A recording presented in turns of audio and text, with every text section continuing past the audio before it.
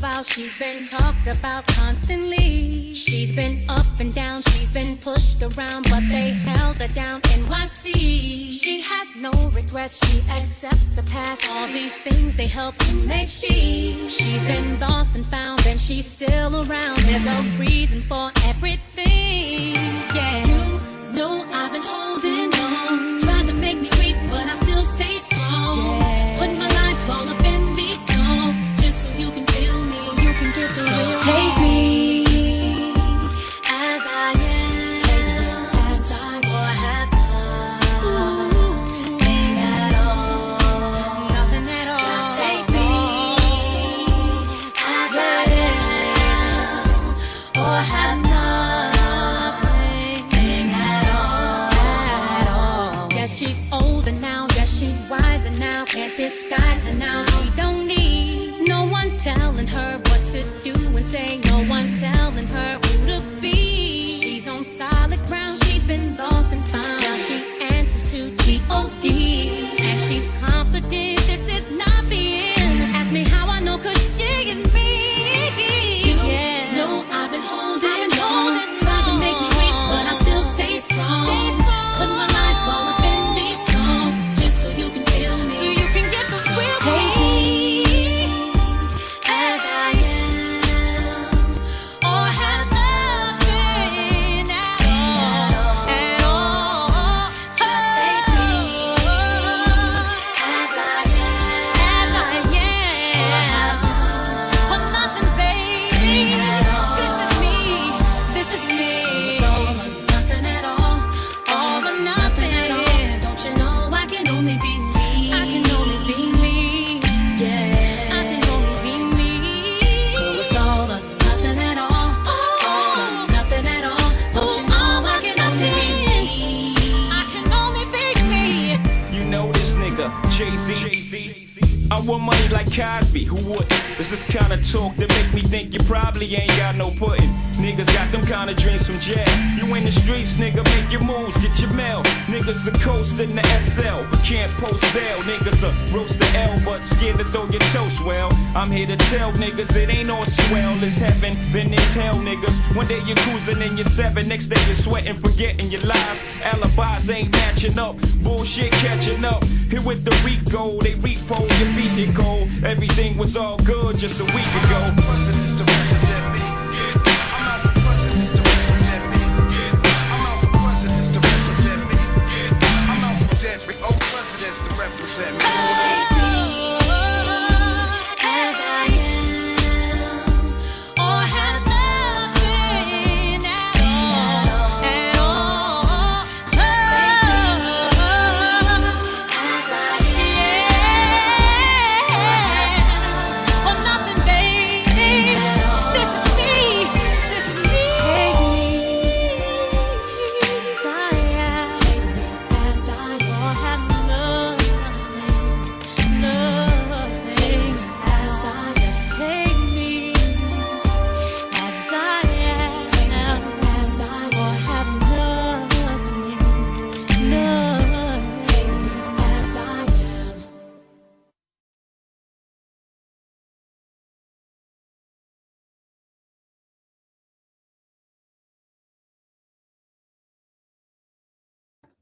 Let's do that mic check real fast. Mic check 1.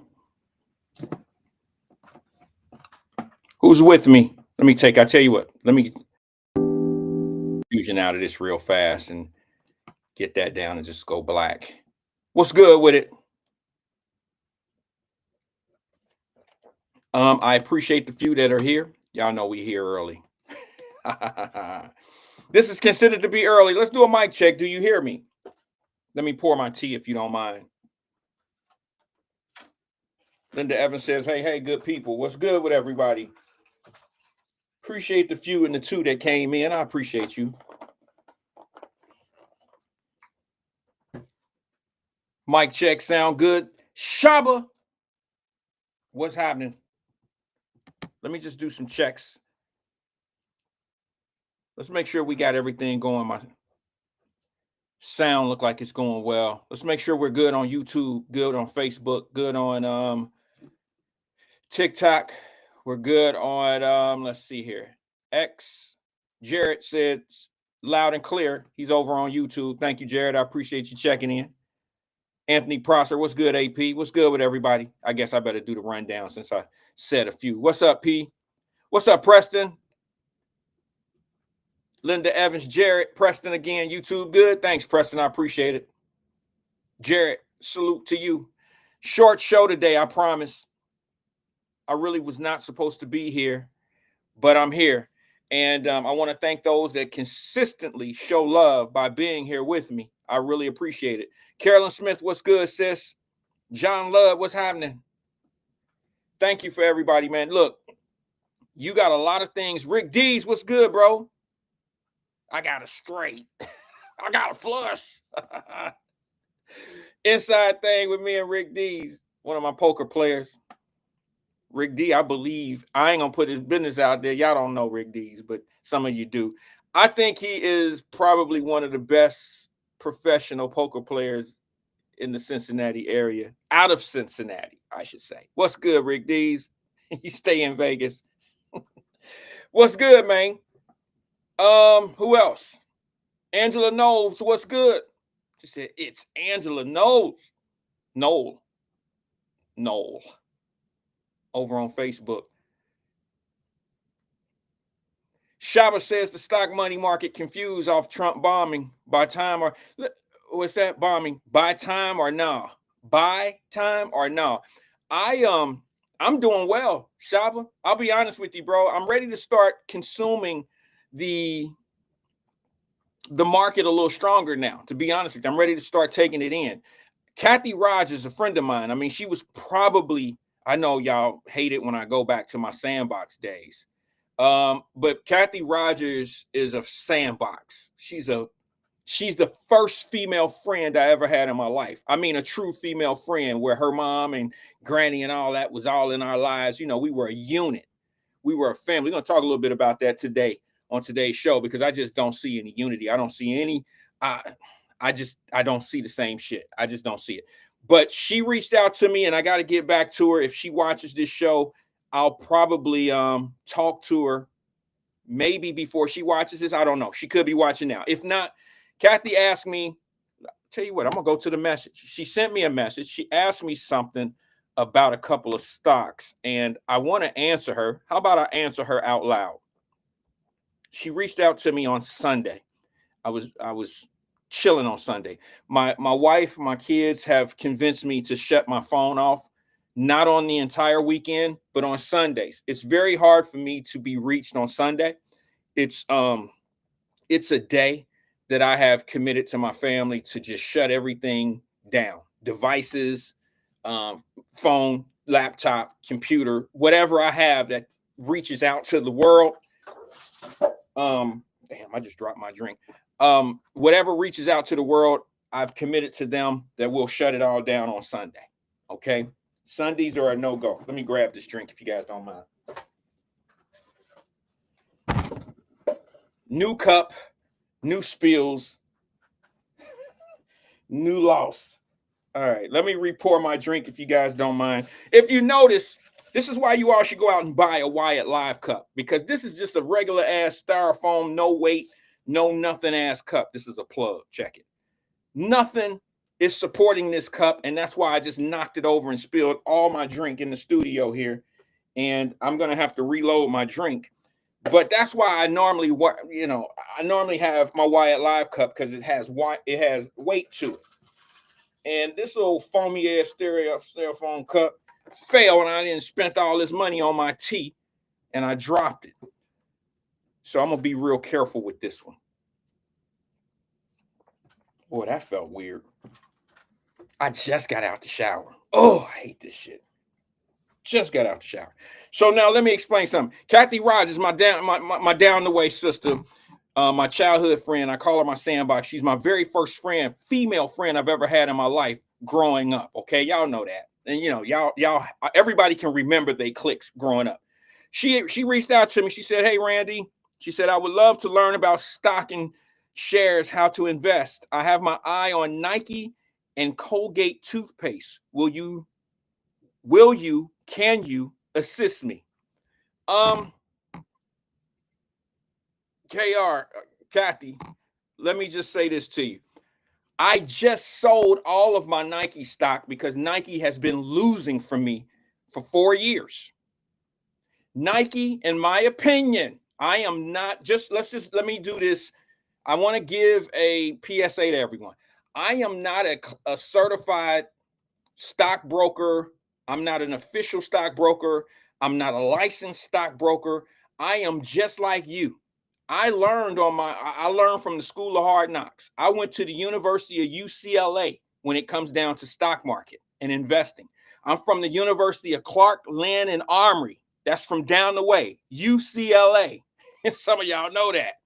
All right. And all I'm saying to you is I've just learned how to do the stock market by losing a lot of money, by understanding how you have to crawl in that game. And I don't have any inside take. I don't have anybody on the inside who can help me make proper investments. You know what I'm saying? I don't have any insider trading. I am not a politician. Okay. So I just usually, I just invest based on common sense necessities, needs. All right. You would think that toothpaste would be a great investment. You're not necessarily investing. Who makes Colgate? Is that a Procter and Gamble product? I'm asking because I'm not familiar with it. I know what Colgate is, but I don't know if Colgate is a standing brand or if Colgate is part of a conglomerate such as Procter and Gamble or something of that nature. If somebody could check that out for me, I really would appreciate it. I don't know if I would necessarily invest in Colgate, but if it's part of a parenting company, yeah, I probably would look into something like that. Sounds good. But damn it, you would think Nike sounds good. Half of the people viewing this program right now, or when we get the numbers up, I would pretty much bet half of us have on Nikes, or we got several pair of Nikes in our closet. We grew up wearing Nike, right? So you would think that it would make sense. Okay, thank you, Tim Scott. I kind of in the back of my mind was thinking it was a P&G product. So there's your investment right there. Your investment would go, your stock purchase would go P&G, not Colgate. Okay, so yeah, I mean, you can't. The last time I bought Procter and Gamble, it had split. It was $51 a share, and that had to be, man, $51 a share. That had to be 15 years ago, maybe 12 years ago. I have these memories. I can remember things like that. It's split at $51. So I definitely picked my game up. And don't do it, AK-47. She says, I actually don't have any Nike. I can show you. Well, you guys won't be able to see it here. I just sold all my Nike and I took a loss on it. Nike is peaked out. That's what I call it. Like I said, I'm not a certified exchanger. I don't trade for a living. That's not what I do. So my terminology may be different. I've created my own language. And that's what I was really trying to pass on to everyone. I can't teach it. I can just give you the common sense of the game. And basically, Nike, I thought, would have been a great investment. But that's the old man in me. The old man in me was saying, hey, everybody wears Nikes. Everybody, hold on one second.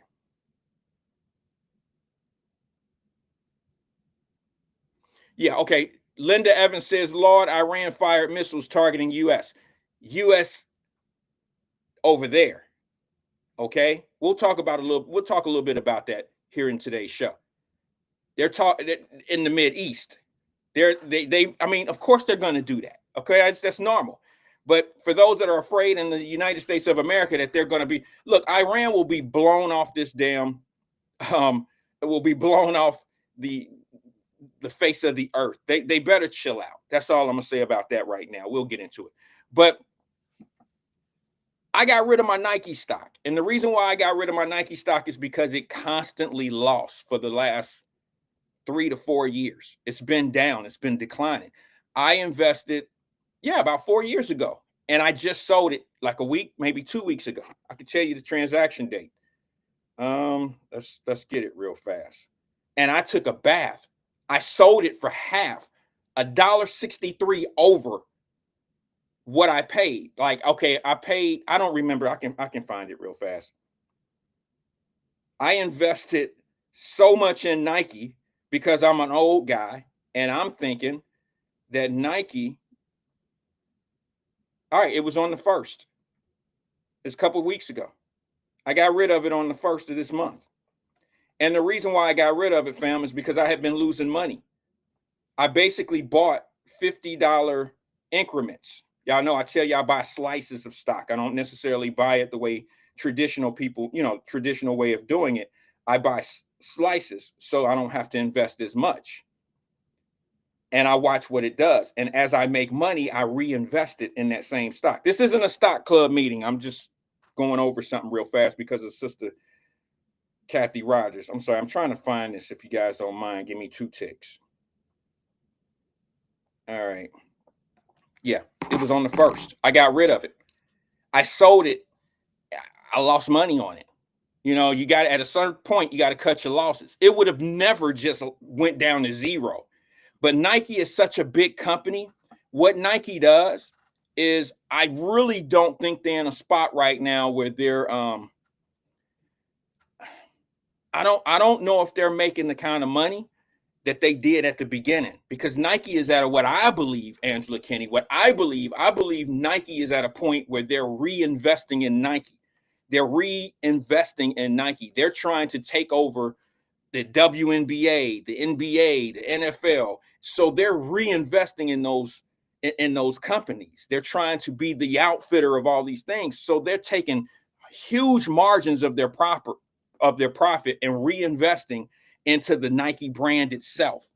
And those returns are just not meeting at the stock point. You see what I'm saying? It's canceling out any profit that would trickle down to the shareholders.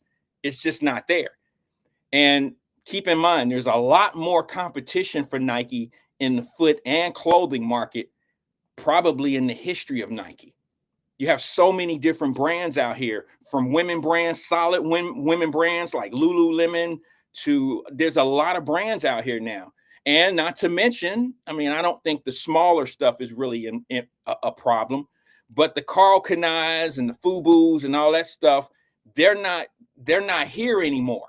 And you would think that Nike would be doing much better, but larger companies are coming in and taking that space away from Nike. It's just, and I just think it's trickling down where I'm not seeing any type of I'm not seeing any return on my money in Nike. Matter of fact, it's been on the decline for 4 years. So I just went ahead and said, I'll tell you what I'll do. I'll take this it was $2,300 after investing like $5,000. So I took my $2,300 and I reinvested into something different. Something that I think would be a little bit more aggressive, in its space, in its market. That's just what I do. That's probably one of the only ones. What's that, Tim? She says Colgate. He says Colgate owns Colgate and Palmolive brands, like not Procter and Gamble. Okay. I thought Colgate, I'm not going to go too far on this because all I got to do is look it up. I just don't want to look it up because I'm doing a short show today. I was under the impression that Colgate was part of a brand like Procter and Gamble. You know what I'm saying? That's what I was under the impression of. I could be totally wrong. Never considered Colgate. Number one is because I don't use Colgate. Okay. My strategy at investing in stocks is what I call my rebate plan. My rebate plan is when I invest in things that I use, my necessities, the things that I enjoy on the weekends, social media. I invested in Meta. Okay. It's probably one of my more aggressive stocks that I hold. It's doubled in the last 3 years. So for every $50 that I invest, I have a $57 profit. No, I could show it to you right here, right now. I was just looking at it before we came on. What's holding strong in my portfolio, to be honest with you, the number one stock that I have in this small one that we were doing on the stock that I'm going to do in the stock club is Meta. I invested $50. No, I'm sorry. I invested $100 per unit, and I'm gaining $94 per unit. Okay, so I'm almost dubbed up. I've almost dubbed up my money. I'm $6.42 away from dubbing up my unit, each unit that I bought. So that's generally what I do, is I choose things that I know I want a dividend check from, like my cell phone company. I'm not gonna sit here and perp, because some people know they keep up with this type of stuff. My cell phone company, I went from Sprint. I promise I'm gonna get to the show here in a second. I went from Sprint, okay, that I had been with for 15 years of my life, maybe even 20, guys. I'm not thinking it all the way out. It's been 15 years or better that I was with Sprint the entire time my daughters were in school, from elementary all the way through high school. So whatever those numbers come out to be. I ended up leaving Sprint about right at COVID, right before COVID hit in January. I left Sprint. Big mistake. Well, the service is a little bit better with Verizon. But what happened is I sold my Sprint stock and transferred it over to and bought Verizon, because I like to do what I call rebate investing. And what I mean by that is I usually invest in things, for those that didn't hear me the first time, I invest in things that I use on a daily basis personally, because there's nothing better. We all hate paying our cell phone bill. You send them that check, or they take that automatic deduct out of your account. That's how I pay. And let me just say this to you. When that happens to me, I'm like, God, they got their money. But when I see a dividend check, I feel it's a rebate. So if I just get $22 or $27, I say, okay, I'm going to take that $22 or $27 of dividend and just say, hey, that goes towards my bill. So I'm just reinvesting in the things, or I'm investing in the things that I use on a day-to-day basis. Some people may not do it that way. Some people choose to listen to your brokers or whatever's going to pay them their highest commissions. I just don't. I generally don't do that. I don't do that. I'm not saying there's anything wrong with it. It just hasn't been my way. Mama didn't raise me around stockbrokers and investment firms. I've never really been part of that. Okay. I just figured, I figured out how to do some things in life on my own that that we have never been raised around. So why can't I do the same thing in this area? And it's worked out pretty damn good. The one thing I can tell you is, and I'm going to end it with this. The problem with investing in the stock market is it's all in you. It's all you. It depends on how much patience you have, and then what your mentality is. You got to understand, I'm not a street dude, never claimed to be one. Y'all know me. I never say I'm this tough street dude, but I'm from the streets of my mentality has always been dub, dub, dub, dub, dub. Everybody know what that is. If you're from them lands, if you're from the concrete, you know what a dub is. You got to get out of that mentality. You cannot sit back and think you about to dub up your money in a short period of time. You're not going to dub it up. An investment is a marathon. I'm sorry, the stock market is a marathon. The only people that get rich in the stock market overnight are dirty businessmen, dirty businesswomen, and politicians. They're the only ones that can invest $1,000, and in one term of them being in office could come out with $3 million off of $1,000 investment. Only people that can do that are politicians. I'm telling you, I promise you. I've been around it long enough, 20 plus years, and I feel very confident. Unless you have somebody, and this goes under the category of dirty businessman or dirty businesswoman, if you have someone that's on the inside, and it's called insider trading. I'll sum it up all in that. I've never been that type of person. I don't have those resources. I don't have the resources to be able to say, hey, I can't go to the yacht club. I can't go to none of that and be part of those circles or that talk.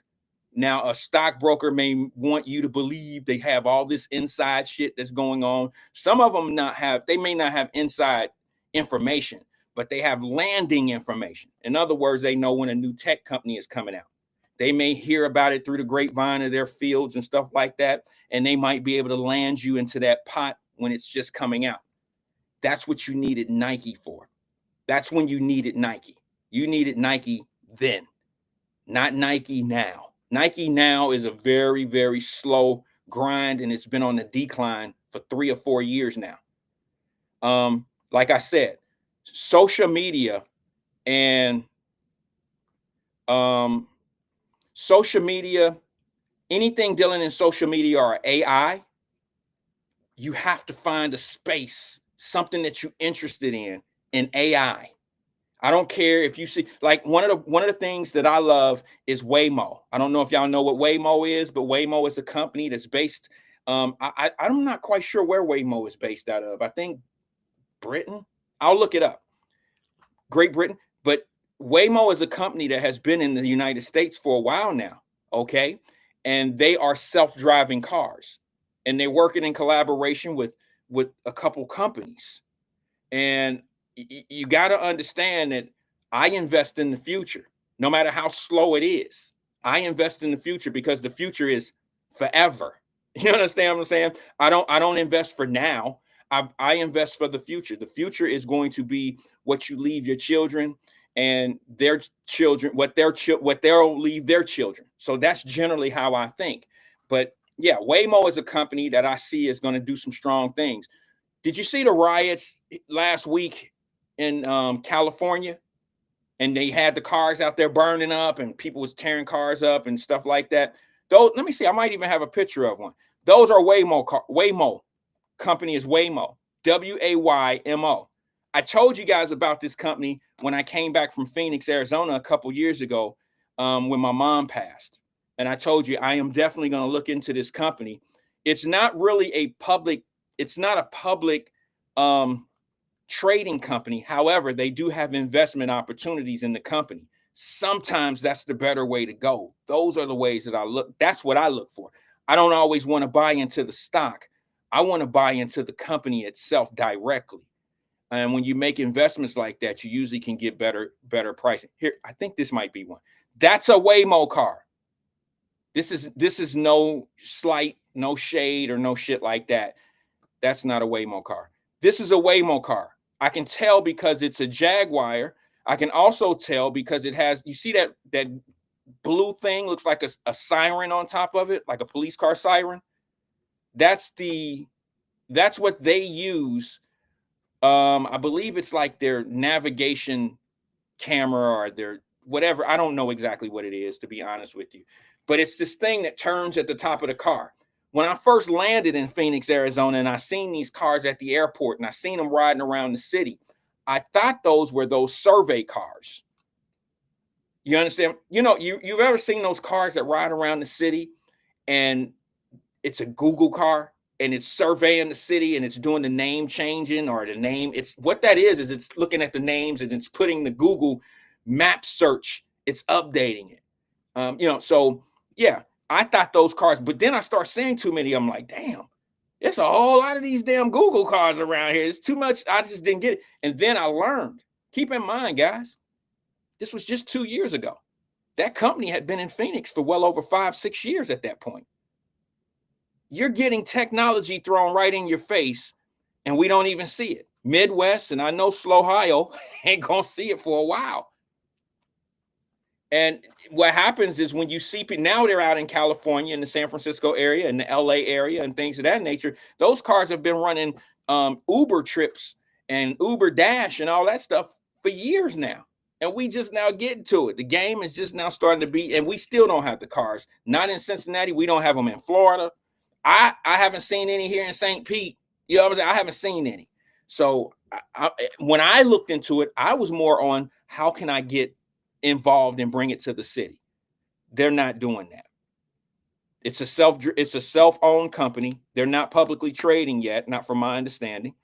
And they don't sell franchises. They're just growing off their own money. And that's the best way in the world to do it.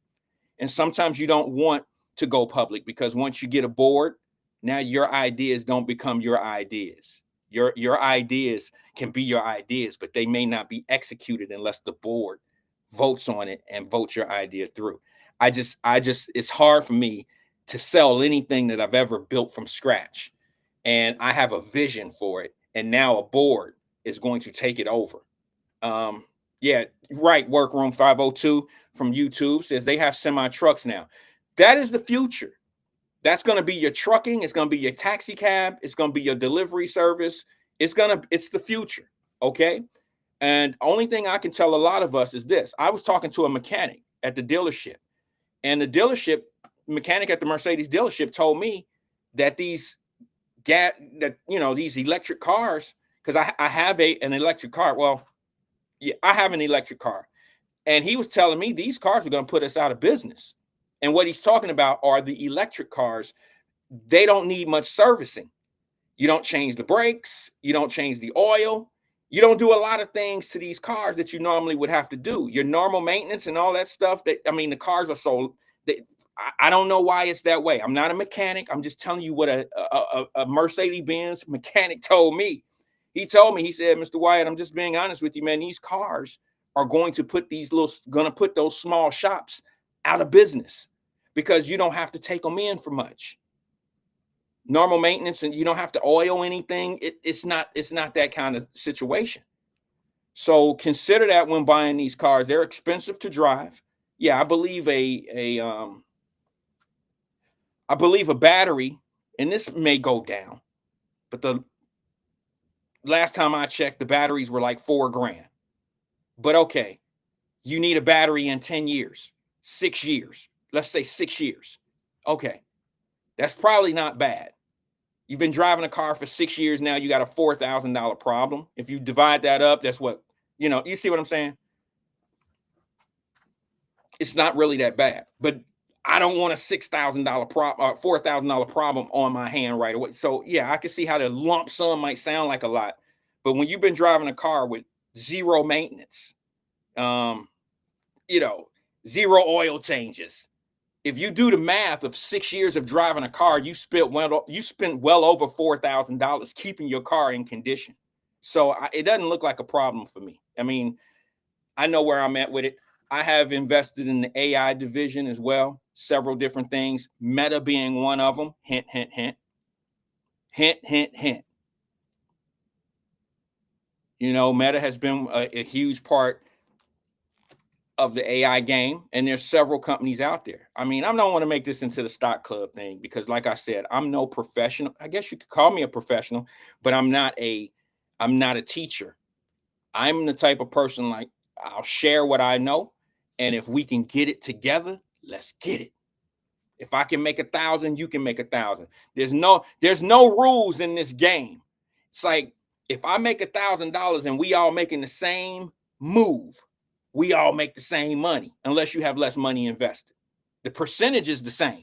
If I get a 13% return on my investment and I invested 1,000 and you get a 13% investment or 13% on your investment and you've invested $500 or $100, we made the same percentage of 13%.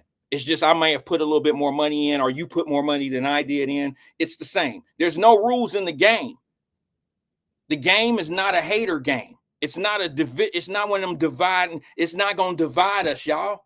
It makes us more powerful and it makes us understand and it makes us watch each other chess moves. I promise you.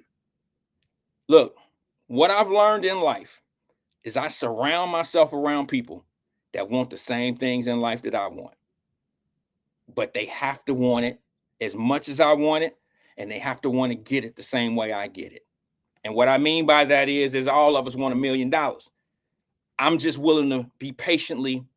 I'm willing to be patient and make proper moves. I don't have to rob a bank for $1 million. God blessed me in a different kind of way. He gave me the tools to be able to be patient and to be able to work my way to that million or 2 million or whatever it is your number is. I don't have to rob a bank. I don't have to sell no yayo to make $1 million. And so, me and a partner of mine might have the same mindset of let's make this meal. He might want to rob. I might want to just get it, on the slow grind. And we had the same dream of the million, but we just have different ways of seeing how we going to get it. You feel me? So look, however you choose, you choose. But look, the game that I'm in, it's a game that play fair. It play very fair. There's no there's no favoritism. There's no excuses. There's no one to blame. You make your own moves. You write your own destiny. You win some, you lose some. One last thing. I put a post out the other day saying something about, look, I ain't gonna be here today. Not today. It was on Friday. I was spending time with my family because what I'm starting to realize is we are what we watch. Okay. I don't want to get caught up in fake outrage. I know I'm not the largest platform in your area. Wherever you are, whether you here in St. Pete, whether you in Cincinnati, whether you in Orlando, whether you in Los Angeles, wherever you are, I am probably the lowest viewed podcast in your area. I'm cool with that. All right. But what I also come to realize is that you are what you watch. You are what you watch. You are what you consume. That is you. So I'm okay being where I'm at with it because I understand who I am and what I'm trying to bring. I understand that. What I am and what I'm trying to bring is not for everyone. I am not that entertainment that you're looking for sometimes. You know, and I understand this is totally unscripted, okay? I understand that I'm not what you're looking for. Some people need entertainment to get through the day. They need to be entertained to get through the things that they're going through in life. They don't want somebody like me coming around saying, see, I told you, didn't I tell you? Watch how when the crime start hitting certain people in certain neighborhoods, the way it's been hitting us for decades. Watch how shit change. Watch how when your city council get in there and put the business over the people, you ain't gonna like that. I'm glad you got everybody. People don't want to wake up hearing that shit from you, Wyatt. They love to be absorbed in this bullshit that they wake up to. They love to be fooled. I've learned from my granny years ago. She said, you know, Rand, now y'all better not judge my granny or say nothing bad about my granny. That's the key point where I will go in on your ass. My granny told me a long time ago, she said, you know, Rand, most people love to get lied to. The truth is too expensive. Lies are cheap. The truth is expensive. The truth can cost you everything you have and everything you've ever believed in life. This is before podcasts and shit ever came out. She was telling me this type of stuff. You ever heard that old saying? And I know we have. It ain't a person on here who's never heard the truth to set you free. Nobody can say they've never heard that before. I never understood what that shit meant. It just sounds so corny to me years ago. The truth will set you free. Growing up here, the truth will set you free. Now, keep in mind, this is when I wasn't being honest. This is when I was doing shit behind backs. This is when I was grinding and getting, you know, I ain't saying I'm Mr. Goodbar, but I ain't nothing like I used to be. All right. It took maturity. It took a lot of maturity. It took a lot of understanding what life is really meant to be for me to get to the point of where I'm at right now. I didn't become a man till I was 30 years old. Up till 30, I wouldn't have been watching Wyatt live because I would have been talking about me. All I can tell you is this. See what I'm saying? Hey, John Love said bars. Let me tell you, that's when shit start getting low over here.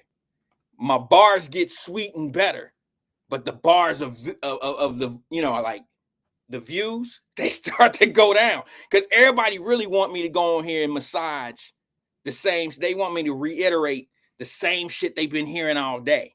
They want me to talk about the things that make them feel good, not necessarily make them feel like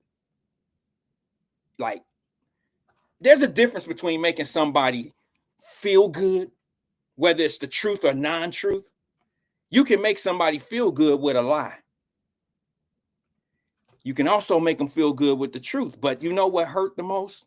Truth always hurt. You ever heard somebody lie to you and it hurt your feelings? Like lies are obvious. to me.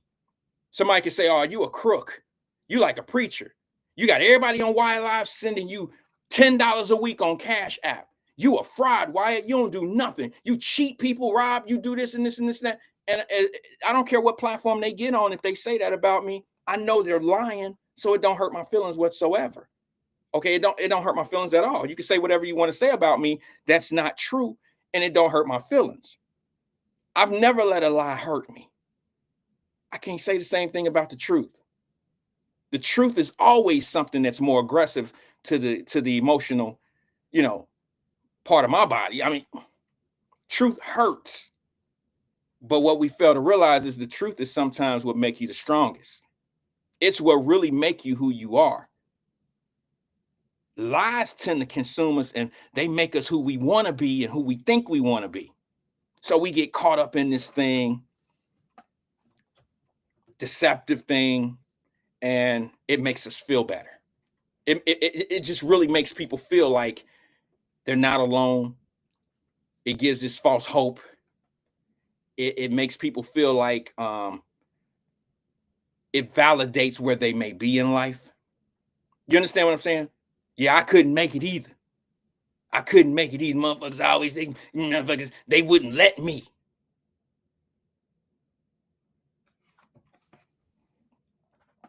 I ain't never been that person. And that's why I understand that we're not the most watched. It's not because you don't like me. I'm a likable guy. It's not that at all. What it is, you don't like what I say. There's a difference. There's a difference. There's some guys that I play basketball with. I don't like them dudes, but I love being on their team because they great players they know how to dish. They watch you. They want to win. But personally, oh man, well, I can't go anywhere or do anything with them dudes. We just different people. But on the court or oh man, on the basketball court, y'all, bruh, I'm picking the dude I don't like first because it's more about winning. And I ain't gonna talk shit about him while he on my team. I'm not gonna do it because I'm about winning.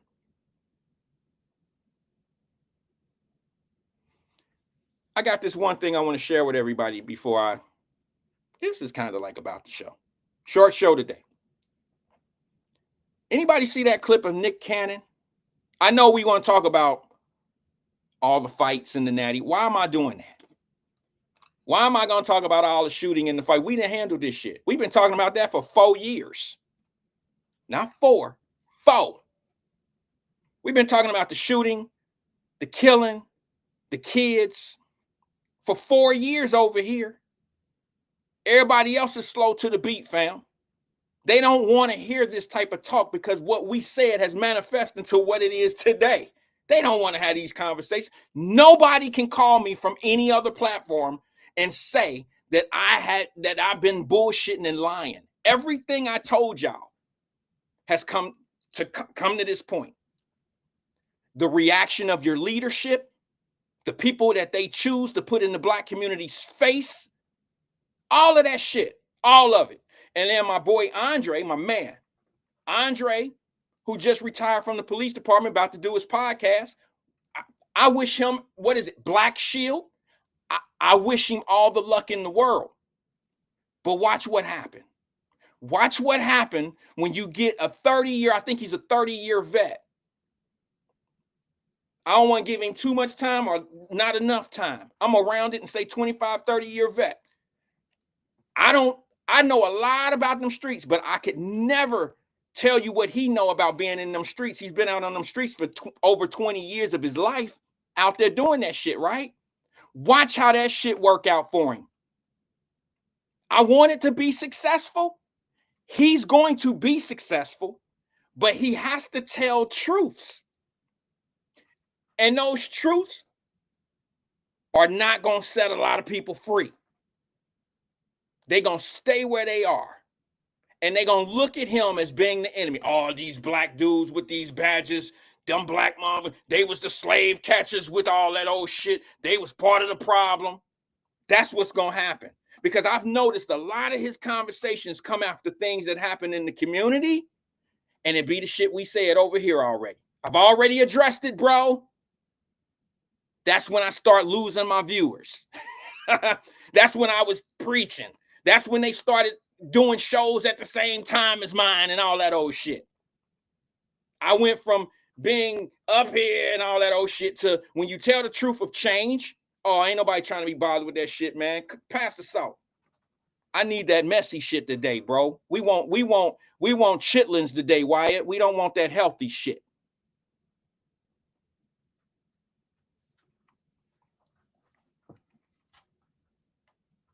I don't think I'm better than anybody. I just know that our shit been on point. It's been on point. Somebody come in and tell me what I said has not been true. Let's have that conversation. Let's have that conversation.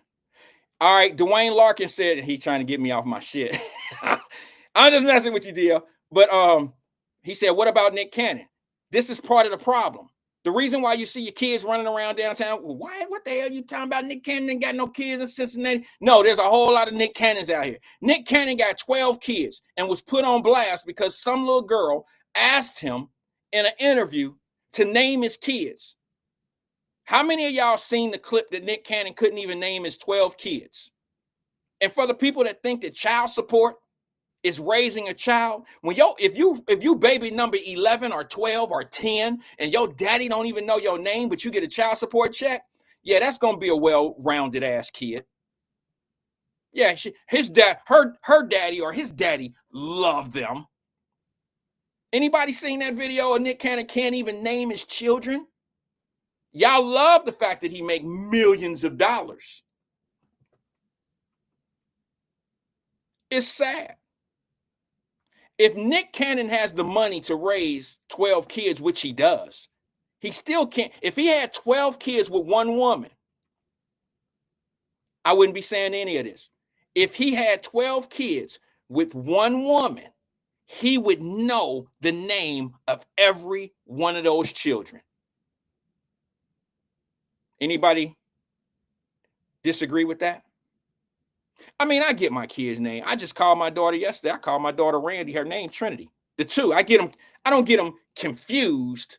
I just, you know how you say the wrong. Look, Mama Birch, if you on here, you got four beautiful children. You didn't call one of them the other one. We all done it. That's not because we don't know who they asses are. But have you ever forgot one of your children's name? You are not engaged in your children's life just by cutting a check and thinking you a daddy. And remember when I told y'all last week when it was Father's Day? And I said, everybody don't deserve to be given a happy Father's Day. Nick Cannon just proved that in broad daylight. Let me show you the clip. We'll talk about the clip afterwards. Check it out. I just seen something of Bobby interviewing Nick Cannon that was pretty heartbreaking. Nick Cannon couldn't remember all his children's names.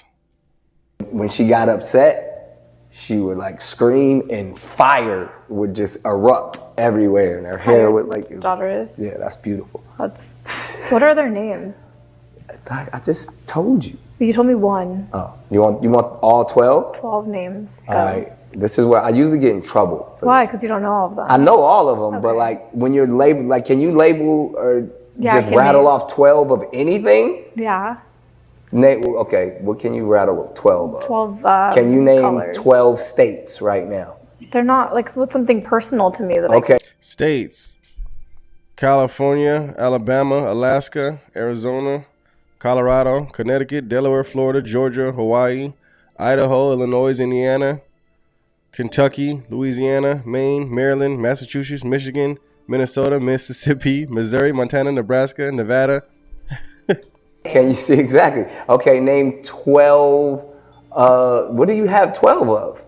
Well, most people don't have 12 of anything. I have $12. Can you have 12 tattoos? I don't even have 12 tattoos. Bruh, name your children. Than I have tattoos. Exactly. All right, well, here we go. I'll label it off for you. See, let's keep me honest. There's Rock, Row, Golden, Powerful, Rise, Onyx, Legendary, Zion, Zillion, Zen, and see, this is where how many of y'all got? You're missing 2. I'm missing 2. And then I would say... So he could only name 10 of his kids. Here's the problem, guys, because she asked him why did he have so many children with different women. He said he had a king complex. This is why the Bible says let a wife be to one husband and a husband be to one wife. Because you get into this place where you can't be there for all your kids. If Nick Cannon had all those kids with one woman, there's no way in the world he wouldn't have remembered his children's names. Because he's always around his kids. For some reason, men think that you need a lot of women to have a lot of children. It's not true. My great grandmother had 11 kids. That's neither here nor there, though. Stop idolizing individuals and what they do. A lot of these men who are rich nowadays are going around and having children with different women. Guys, it's heartbreaking. It's unfair to the children. It's also unfair to the woman. And women, stop being so gullible to just want a kid with a man because he's rich. It's time to get back to biblical moral values. Stop seeking money and seek God. Okay. I hate that I had to go in on Nick Cannon like that. But it's part of the problem. It's part of the problem. And see, this young man who did this on the podcast, his show, he said he used rich men. Well, we all know just by numbers and just by common sense, there's more everyday guys that look like us out here than there are rich. You understand? You know, rich is a small percentage of America. Imagine the dudes that have that amount of kids that don't even do child support. See what I'm saying? I'm going to say something. It's going to be I'm painting it with a broad brush, and it might not sound good, but I think you'll respect what I have to say. And those that don't respect it, I don't give a fuck. But I'm just saying. That's the problem, what you see with a bunch of these young men out here who have no problem being what they are out here in these streets. They're fatherless. I don't mean child supportless. I'm not talking about occasionally seeing a daddy every once in a while. A father brings so much more to a young man than I'm talking about a real father, a good father, not just daddy. A real father would not raise men to take videos of girls out here fighting. Real boys, like when we was growing up, we broke up fights. We didn't instigate them. We didn't take pictures. We wasn't in it like that. We de-escalated situations. It wasn't, that's for some odd reason, entertainment has consumed us where we don't even see reality anymore. We don't even really see what it is, what it's all about. And then you got these fake ass leaders in our community that validate certain things by not even validating it in real, like not in real life. They focus you on all the other shit that's happening to these same people that you breeding. You are breeding these people that beat people up at the bus stop. You don't have any, there's no accountability for them. None. You have created a system where your police department don't want to be bothered with them kids. You have created a situation where, and don't get it twisted. Don't think I don't understand why it is the way it is. The police department opened this door up. Years of shitting on black people, treating us so bad. There's a distrust there. Okay, there's a distrust. But come on. You got generation after generation that have never seen the trauma that our younger people have, our older people have seen. You can't keep blaming certain things on the trauma that our great grandmother seen or that our great grandfather seen or my mom. You can't keep blaming trauma on that. Trauma stopped a long time ago. Now, I do understand how it floats. It can be traced. I mean, trauma hit me. Trauma hit me through my mama. But there has to be a balance. There has to be something in your life that triggers and say, hey, life ain't really like that, man. My mama was full of some shit. That shit ain't right.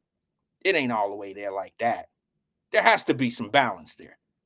You can't keep on thinking that it's okay for us to kill us, but it ain't. We got more problem when other people kill us. That's just crazy to me. That's crazy. That makes absolutely no sense to me. That's just me. That's just me. Part of the problem is the Nick Cannons of the world who don't get chastised for being who they are, absent fathers. Another part of the problem is a lot of guys, I don't care. It's not about how much money you make. It's about how much time you spend. It's about what you insert in a child's life. It's not about how much money you make. You can get just as much out of your kid. Matter of fact, you can get more taking your kid to Eden Park or Washington Park than you can from that kid, than you can do for that kid if you took him to Kings Island. The kid is not focused on you at Kings Island. He's focused on the ride and the popcorn and the cotton candy. But if you sit a kid down in Eden Park, Washington Park, daddies, and we have these father-son conversations, we teach them to respect our women. If that son of yours had a sister, would you want a man treating your sister the way you treat the women you treating? The way you treating those women? Would you want that? See what I'm saying? All I'm saying to you is you can see the problems in HD. And no one wants to have. Look, here's the sad thing. They posted all those pictures up in Cincinnati of all that fighting going on down at the banks. You know what people saying in the comments? Very consistent. I'm with every last one of them saying, man, where the parents at? See, this is why y'all need to be doing something to the parents. You don't hear that shit out loud. Your leaders ain't saying that. I still ain't heard one of them check a parent yet. I ain't heard one of them say anything about what we need to do is we need to start making these parents accountable for what they children out here doing. I don't care if they lied and said they was going to Teresa house for the night. You didn't go to Teresa house, so here's the price that you got to pay. I know I'm preaching. That's what we do over here. If y'all don't like it, there's shows on right now telling y'all how bad the world is and how oppressed black people is and the reason why. There's a lot of shit you can go listen to. This ain't it for that. They even got people who ain't been through shit telling you how bad it is. Explain that to me. How you don't know shit about what you're talking about. You just regurgitating some shit somebody then taught you.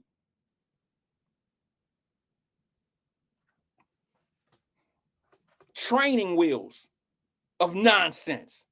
The young people being trained. They play one song at the little get together out there, and these kids go buck effing wild. I would be embarrassed if I had a daughter out there and some of that old music came on and it was about shaking ass, dissing guys, getting money. I don't need nobody. And that's what I was reading the comments. They was like, oh, it's lit down there. Yeah, it's fucking on fire. You're right. That's just the spark. That's just the spark of what's to come. You're absolutely right.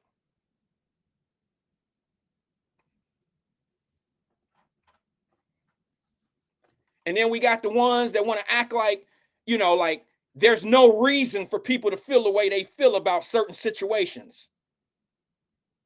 You can have 10 shootings, which I'm just using this as an example because in real life, there's been more than 10 shootings in Cincinnati. How many murders has there been in the last week and a half in the city of Cincinnati? So I'm just going to use this as an example. If you look at what's going on and you still have to question why the police, the little girls that had the fight down there, I heard people bitching and complaining why it took the police so long to grab those kids off of that kid.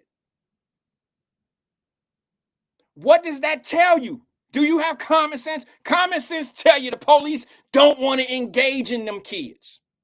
Y'all didn't F that up. Something might happen to the police if they do their job. If they do something that got something to do with putting their hands on somebody, it might go bad. Y'all do know that things escalate. Like, you got police officers that are bad. They want shit to escalate. Then you got some that's like, man, look, hey, it ain't gotta be this way. And then you got some cops that just fall all the way back. I ain't fucking with, man, should I get paid Friday? I got 6 months left of this job and I'm out. And they don't want to engage. And you don't live in an area, you don't live in a community that police itself. Remember all that defund the police? No. Let's defund some of this bullshit that's being taught to our kids. And then we'll produce more lawyers, more rational thinking individuals to fight these bad police officers in a different kind of way. People always ask me, well, Wyatt, you got all these answers. What's the answer to that? What's the answer to the abuse of, police officers abusing us and all that old shit? Well, okay, I'll tell you. The key is to fight their ass in court. The key is to let them have their way. If you got, let them say what they want to say. Diss me, disrespect me, whatever you want to say. I don't care what you, and then I'm going to beat you in court because I'm pre-law. But now what I see and under all these comments is where the mamas at?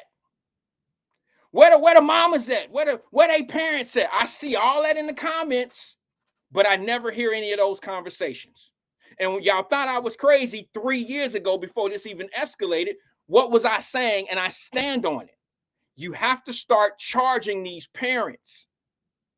It works in other kind of ways.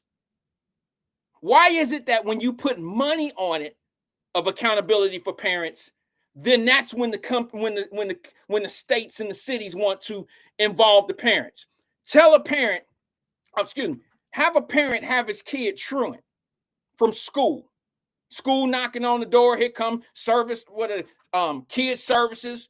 Mr. Wyatt, your kids aren't going to school. We're going to have to bring you down to court if this thing continuously happens.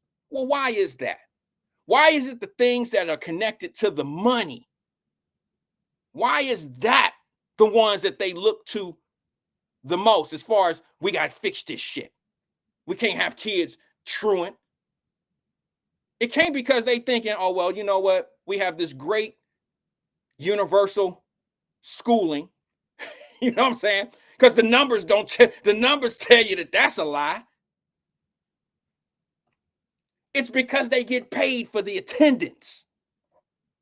So if y'all don't get our sheep in here and we don't get our money, we gonna get y'all. That's gonna be a problem. Don't fuck up our money. You can have a bad kid. You can raise your kid the way you want to raise them, but make sure they sitting in the classroom because we got to get our money. But they don't have that same urgency for a 14-year-old out on the street committing crimes. The parent has no accountability. There's no response. There's no punishment for the parent. That same 14-year-old is not going to school, could go to court and face truancy by a court of law, right? That is a law. But there's no law holding that same parent accountable if their kid is out here being a menace to society. Somebody make that make sense to me. Oh, maybe, Wyatt, it could be that mother that loses that 14-year-old kid to the street. He is now a commodity to the court system. So if we can't make money off his ass in the classroom, then we'll get him in the legal system.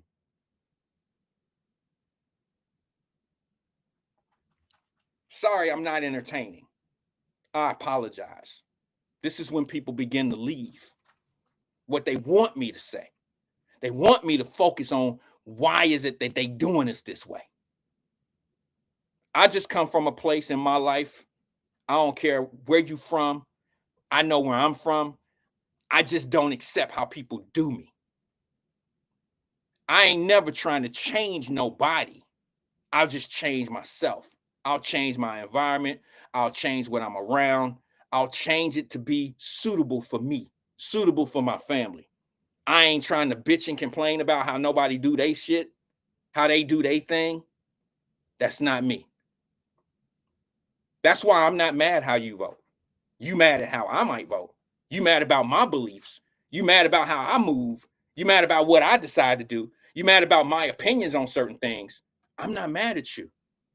I'm not mad about how you do things. Because how you do shit don't affect how my family move. So some of you laughed on the inside and said he don't want to be part of that fake outrage. Where are all the people? This is what the fake outrage is. Where are all the people that always got something to say when something happened to us, but they never say anything when the people that they say something happened to, like the kids, they never say shit when the kids are out here doing shit.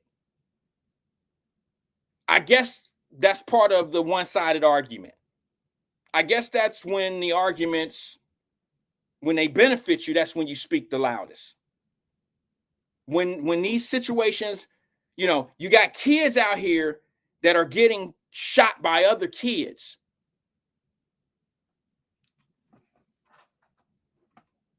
We blaming guns. We're blaming guns. We're not blaming mom. We're not blaming dad. We're not blaming the environment that they raise up. We're not blaming Sexy Red. We're not blaming the music industry. We're not blaming any of that. We're not blaming the fuel. That's the fuel.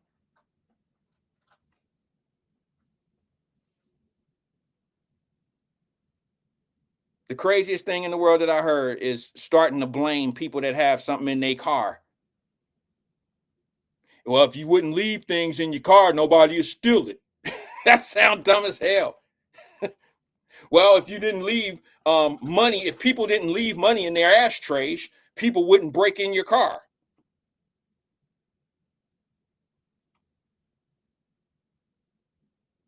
Twin said, I'm calling in. Feel free to do so, Twin. Twin tries to make a point, and he might not be able to carry his point across the way he's trying to. But I think I understand what Twin is talking about when he says it's kind of funny how all of a sudden, if certain people in certain neighborhoods have a complaint about the same shit that black folks have been complaining about in our communities for years and decades, seems like it gets more traction when different people say it, when different people have that problem. Of course it does. That ain't nothing we ain't never had no conversation about. We've been talking about it forever.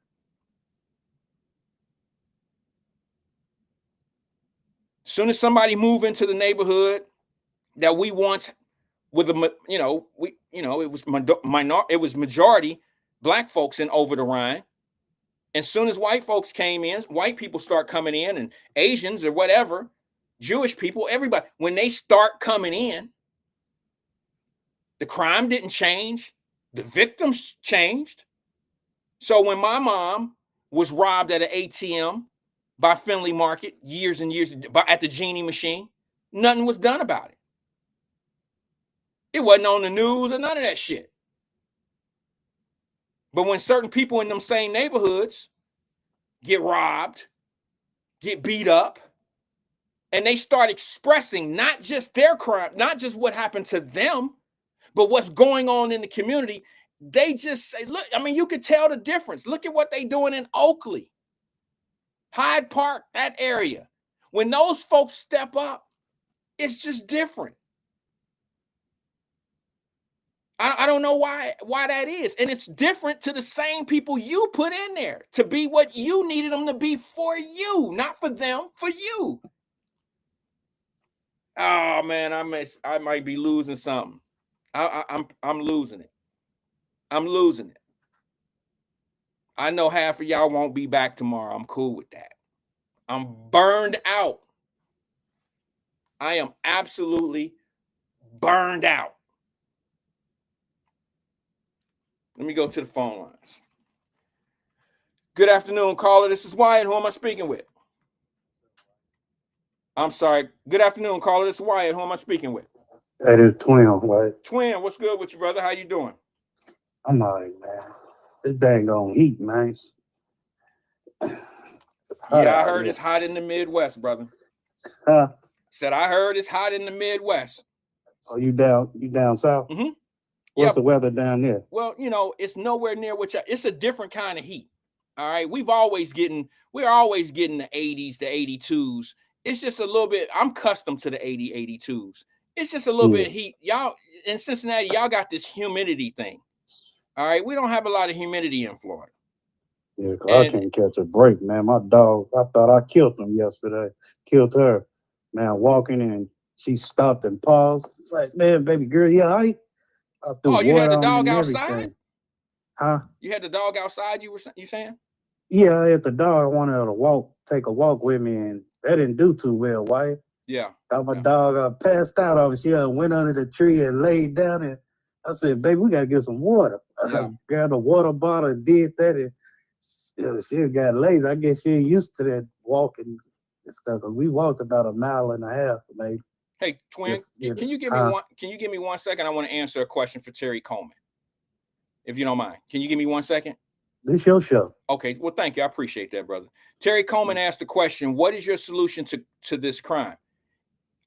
I don't know, Terry. What I thought I said it, but I know I've been saying it for years on this platform. You just said it, the answer. You gave it an answer. I thought I did, but maybe she. Because I'm gonna tell you, I'll finish it up. Hey, I'll tell you what to do. Just like you said, the truant officer come to your home. Keep these let these parents know accountability. Hey, this can happen to your kid. He get out of line. Come on, I mean, I know some people, parents, single parents or whatever, they work overtime and second, third jobs and all that, just make ends meet, man. Daddy gone away or in a joint somewhere, or just left her. And she monitor her son, but she can't monitor him like that. She did a 12-hour shift. She sleepy snuck out, or she snuck out the window, and there you go, they on the news or something like that. Most of these, it's a solution to it, but the white folks live off our tragedy and pain, Wyatt. They get paid for this, man. White people had that it's a solution can be solved. It can be solved, Wyatt, but they don't want to. They want to let it keep going. Just like they make that hazing and crime bill for them Asian and LGBT and all that. They can make a bill too for us, man. But they don't want to. They live off the pain and suffering that we call and everything. They get paid off that. Man, they can make a solution. I can say, they can just say, hey, look, your son keep acting up your daughter. This the results you go get. I'm going to take your ass to jail. And you sending a message to them. Like, man, listen here, if you get in trouble, they say I'm going to do a year. I'm going to lose a job, my house, and all that. Yeah, that's how you sum that up, boy. But they don't want to. Just like the rap industry and all that people feed off that, man. These youngsters right now, they don't give a damn about us or whatever, but it's the way you gotta, engage with them. Hey, play, you gotta do it like this. Now, he ain't my dad, but this, okay, then. This, you want to act ignorant, all that, get out your body, this the result you go get. 10, 15 years. They waiting for you, that number and that jumpsuit waiting for you. But the joint's so crazy now, right? They made a good invitation for you. Hey, we barbecuing, we got these cell phones and this hooch waiting for you. They let it be known, man. The joint is crazy now, right? It's crazy how it is today. But people don't want to engage. The only thing you hear about is Trump every day. That's all you hear. But tell the real truth. Because look, Wyatt, player, they've been doing this, 60, 70, 80 years or whatever. Vote. After all that, Wyatt, at the end of the day, what results we getting out of it, Wyatt? Thank you for my vote and the promise, and I'll see you in the next 4 years. We ain't getting nothing out of it, Wyatt. I was just doing something because I thought he was going to be make history, which he did as a black man, as first black man president under my era. And then after that, I thought he was going to really, hey, I'm going to buff up my city, Chicago, and stuff. We go get this together. But no, you took care of other people's affairs, man. And that's the only reason why I really voted for you and everything. But you see how the outcome is. You got a brother in there and you talking about, you can't use your bully pulpit when that man came in there and did what he said he was going to do. So what? You either go say yes or no. You got to, man, I don't know, man. No, people phony to me, man. I get it. I get the frustration. I understand, but all I'm saying is, for Terry, who was asking, the part of the solution is really dealing with the problem. And I know that sounds crazy, but I'm talking about the problem that's initiating all of this. You have parents who have no business with children. They have no business being the head of a household. They're barely making ends meet for themselves and their child, and there's too many influences in a kid's life today that can steer them in the wrong direction, and it causes what you're seeing today. I just don't understand why people, I know why people don't really speak on it, because it's one of them painful truths. And a painful truth is something that can pretty much open the Pandora's box about a whole lot of other things that we really don't want to know the truth of. And I mean, I'm sorry to just be that guy, but I'm here to tell you the truth about some of this stuff. I'm not suggesting that everything, like it's one-sided, it's one way. None of this is possible without the police setting the tone of who they are and what they are. But you cannot look at a small, it's no different than us. Bad black kids don't define black people, right? That's the argument that they would have. Oh, that's just a small group. That's a small group of us. The majority of us don't act that way. Well, I would have to say that's the same way when it comes down to other things outside of us being black and all that. Like, you know, all police officers aren't bad. A small percentage of black police, or excuse me, a small percentage of police officers are bad. You're going to have a small percentage of doctors that are bad. You're going to have a small percentage of everything, not necessarily a small percentage, but a percentage of anything. Some of it is going to be bad. Some of it is just going to be bad. And you got to learn how to not make the bad outshine or overdo the good.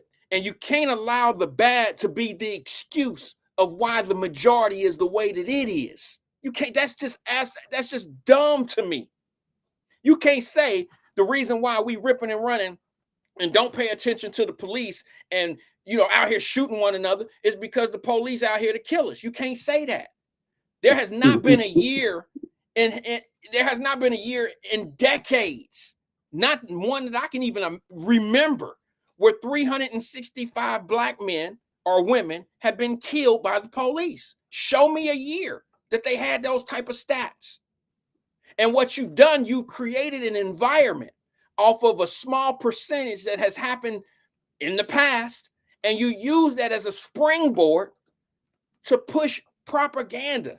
And you have people out here, you raising little boys to be disrespectful to the law, and they mamas and daddies not controlling them at home, and then they have a total disregard for the police. They just don't know how to deal with authority. And what you're doing is you're creating such a molehill. This is such a problem. This is such a problem. And what happens is the same people that come out and tell you the one side of the problem when the thing happens, those are the people that are reactive. They're not being proactive. Some of them are. Some of them are looking for these. These are great opportunities for them. They love to create programs. Let me give you a perfect example of a program, what I'm talking about in this case, Twin, and then you can have the floor. Y'all heard the people that always bitch and complain about there ain't nothing for the kids to do? That's a lie. That's an absolute fucking lie. There's plenty for kids to do. Now, if the parent can't use their imagination, can't put them in karate, can't put them at the Boys and Girls Club, can't put them in the YMCA, can't take them to swim lessons, can't do the shit that parents are supposed to do. If they can't think to do any of those things, that's on the parent once again. That's on the parent.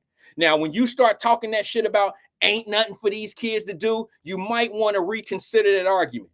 Because if you really look at all these places and the things that these kids have to do, the bad kids, no matter who they are, will go fuck up them things to do. Kings Island, messy. The park, messy. Juneteenth, messy. These are things to do. And when they go to these things to do, they don't know how to act. It ain't got nothing to do with these kids ain't got nothing to do. They need more programs. The reason why they need more programs is for your ass. You need the program to survive. You want to be the CEO of the nonprofit so you can make 200 grand off of us. That's what you need. But the truth of the matter is there's plenty of shit for kids to do. How do they act when they go do it? There's more parents out here taking care of their kids and doing the right thing. And we don't get what we supposed to get. Look, I don't want the praise. I tell CK and y'all that all the time. I don't need no praise to do what I'm supposed to do for my children. That's my job as a father. But when I start hearing shit about all I hear about are the bad kids, and then we don't focus on the real problem of why is a kid so good? When a guy score a touchdown, he run down the field, he find the camera, and what does he do? Hey, mom, touchdown! I'm gonna get this ball to my daddy. Mom, football, touchdown. Mom, thank you, mom. All this, they praise their mother. I ain't never seen a dude going to the penitentiary praising their mama. The bad parents are out of the picture. They don't have no accountability, no responsibility, and then nobody holds them accountable in the community anymore. Nobody going to knock on their door. You'll go knock on City Hall door. You'll go down there and want to have a problem with a police team. You want to go to the union and talk. Yeah, they just soft fucking targets is what they love to hit. You want to go down there and be in charge of these kids? Okay. Okay, but that ain't the solution. I'm sorry. That's not the solution. Stephen Speed said we had CCY, Rent-A-Kid, etc. Okay. You telling me? Okay, now that's my man. Stephen Speed, my man, 100 grand. Stephen Speed, we don't live in that type of society. You can be a Rent-A-Kid. You can be a CCY on your own in today's society. The world has changed. Technology has created a situation where you can own a lawnmower and you can book all your lawn cuttings online and have a structural situation, just like they have all their little mini series structured, and they know what day the fucking the 50 Cent shows are coming on. They got structure for everything that's fucked up out here, but they don't have structure for the things that they trying to do that's positive in life, that's bad in life. They just, it's just crazy to me, bro. All the cell phone, social media, and all that old stuff that's fueling the problem, and then we got the music on top of it all, twin. This is crazy to me. It's crazy. And I think what's more crazy to me is if you grew up in an era that I grew up in, the community would be holding people accountable. That's just how I feel. That's true. Because you know what? Grandma not gone. And you know, some of us took the torch after grandma, some, not all, but some, and everything. See, I think it's just these kids missing love and everything, and they gotta have some guidance and structure, man. And the way things going, and you got the white folks coming out, man, going to the city hall and what I had saw that I've been here 20 years in this community, and I'm tired of break-ins and all that. See, they answer they pain, but when we come there and say such and such got shot and everything else, it's like, hey, I'll get you on the next rebound, and it shouldn't have to be that way. And people look at me like this, like when I say something or that my message, it's like, oh, you don't know, you just a Trump lover. You did. No, man. If you just read between the lines, and if you just look at different podcasts who's speaking the truth about our community, you don't got to be no damn Trump lover, nothing else, nothing like that. But people just, I don't know, man. Why these people different today, man? Twin, you got to understand, Twin, that is a shame tactic. Okay, that is to distract you from being who you need to be, and it's also one of them things that make them positive, make them powerful in their words. See, whenever you have to degrade somebody or use a tactic of belittling you in order for them to be great or for them to be more powerful, you know, it's like when people always want to use racism and racist to try to make to make a point about everything. That tells me a lot about how they micromanage situations. Like, not micromanage it, but how they kind of only think, they manage to only think one particular way, because it may not, you know, they may not have that much experience in life. Hey, Wyatt, June 10th. Hey, Wyatt, June 10th. Right. It was declared what? June 19, 1865, right? Say it again. I couldn't hear you. I was reading a comment. June 10th. It was what? Created what? 1865? I believe so. I believe June, it was right? 2 years after the slavery was. So let me get this straight, man. It took them 2 years to say they was free. But on January 1st, 1863, That's when they declared they was really, really free. So why is we celebrating June 19th when it, if you really go back, it really date on there is January 1st, 1863. That was a trinket. That was a trinket. That was something that administration wanted. They wanted black folks to feel like they was doing something for them. So that's why we party heavy on January 1st then? No. What I'm saying, if people really want to go back and really think about it, it was really January 1st, but I ain't gonna really, I'm gonna hold it for 2 years and let them know they free. It's really January 1st, right? 1863, if you look at it. You mean when the soldiers hit Texas and told them the truth? Yeah. Okay, I'll have to look into that. That's kind of off. I'm saying I was just looking at it, I'm like, January 1st, they told them 1863, but they was holding them back. So they said, okay, we gonna hold it for 2 years. We're gonna tell them on June 19th, 1865, they free. But I'm like, man, that numbers ain't. I don't, you know. I'm just saying. I'm saying if they really wanted to be technical about it, it really was January 1st, but they were just holding y'all hostage until 1865. That's how I was looking at it. I don't know, man. Well, I don't know exactly. I'll have to look into what you're talking about. I'll rewatch the show at this point. At it and see. Yeah, I saw that. I'll look into it. Man, I thought one of them fans that Remix 2.0 was out there, Wyatt. Listen to that video. Them kids down there on the banks. Mm-hmm. Man, I was watching. I'm like, man, what is going on here? And then, them police be down there on them bikes. So the ones in them blue suits, and I'm like, man, she don't want no problems with them kids. She had to hurry up and like, hey, y'all stop this. Because, man, they was going to crush it. And I heard a little boy say something crazy, slick to the police officer. And on the video, I'm like, man, he bogus. Yeah, it seemed like she was going to get crushed. And she had to, get out the way real quick. They fight for nothing, man. They play them crazy songs going up. So it's crazy, man. I look at it. You see old girl, she passed away, man. Remember that old girl, Kanika? No. Got caught in Chicago in the freezer. Oh, yeah. You talking about the Chicago chick that was friends with the other girl? Her best friend, Zaire Walls. Yeah, I heard man. About that. Twerking on the yacht. Yeah, I heard about twerking on the yacht, man. It's sad. Yeah. Yeah, I don't know exactly what happened in that situation. I haven't. Yeah, they was out there. Chicago had their boat. Every year around this time. I've been to a few. Little boat ride. I've been to from the yachts and there. Yeah. Yeah, I've been to a few. I got a couple friends that live in Chicago. I go to Chicago quite often. I used to. So this week they had their boat thing and twerking on the yacht, man. Did she fall or something? Huh? Did she fall? Is that how she ended up dead? She was twerking and fell off the. Fell off the little boat or whatever they was riding. She was doing some crazy. I think they recovered her body, and then on 63rd it was happening the same way. A couple of people drowned. Yeah, they looking for their body too. I'm like, man, it's crazy. Those are tragedies, man. It's sad. A little bit of drinking and some people can make some bad decisions, and the body is so fragile. I don't know if people understand that, but the body is so fragile, bro. A wrong fall. Exactly. And you hit your head. Especially on them yachts, man. Them baby boat. Yeah. And that thing is over with. Hey, you like the game last night? Yeah. Or it was rigged?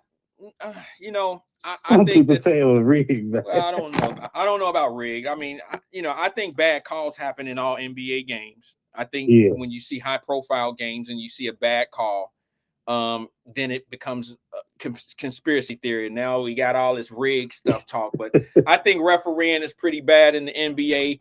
I see a lot of things that are not called, and then I see a lot of things that should have been called. I mean, that shouldn't have been called.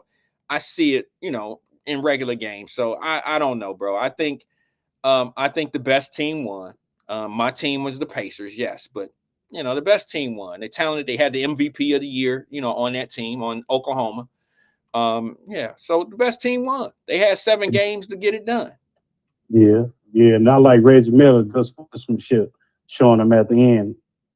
That's how I don't worry about. Keep your head up high. He was in the the locker room after the game. Yeah, I think Reggie Miller was one of the best players in the 90s. He wanted. Oh, I couldn't stand him going against the Bulls. Yeah, he had good games against the Bulls and the Knicks. He loved them guys. He loved them guys, bro. Yeah. All right, Twin. What else you got? Wyatt, anything? That's bro? it, Wyatt, man. You preached enough and everything. It's nice and gay. I'm still rock with it, regardless of the haters, man. All right, brother. I appreciate you gotta tell the truth, man. You gotta let it be known. All right, bro. I appreciate you. Man. Thanks. Talk to you. Bye bye. All right, that was Twin. I missed a couple calls that were coming in on the way. I understand where we are in place here now. You know, like, I know. All right, there we go. I know where we are with how people feel about our topics. I totally get it. I started like this. I'm gonna finish like this. And no, I'm not gonna talk about probably the things that a lot of people want to talk about. I think I talk about the things that are needed. Because it's almost like, how can I fix things outside of my home if my home is not fixed? You feel me? Like, I think I can see a lot clearer if I step out of my home and my home is fixed up right. Like, everybody's good in my home. I generally can, that's when I'm at my better health. If my home is not right, I'm in no position to make things right outside my doors. If you look at a lot of people, I'm about to go to the phone lines. I'm talking about important people that have been important to the Black community. If you look at people like Martin Luther King, Dr. Martin Luther King, you look at people like Malcolm X, I'll just use those two as an example. Their home life wasn't all that great because they were giving so many people so much of them that they could barely take care of their own home. If it wasn't for them having, you know, Miss Shabazz, if it wasn't for them having the powerful women that they had in their life who took care of home, their kids probably wouldn't even know them. You see what I'm saying? They sacrificed their own families to try to make something positive and good for everyone else. Me, I'm just going to be honest with you and tell you that I come from the belief that we got to put our oxygen mask on first. We got to take care of us first.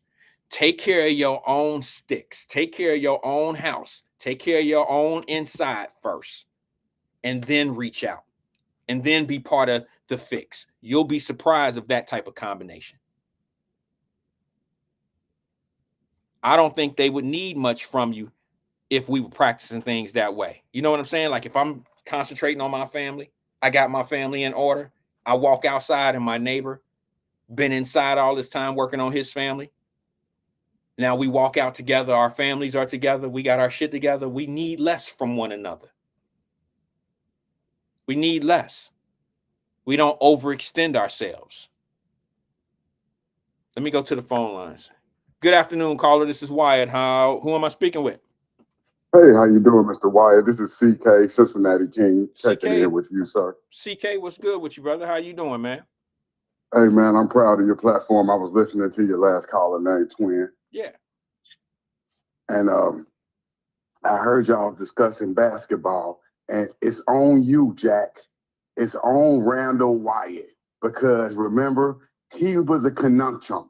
He went to OKC as a teenager, which saved his life and turned him into a scholar, millionaire scholar, or go with Indiana Pacers, who he got season tickets with. I don't have season tickets. Who does he pick?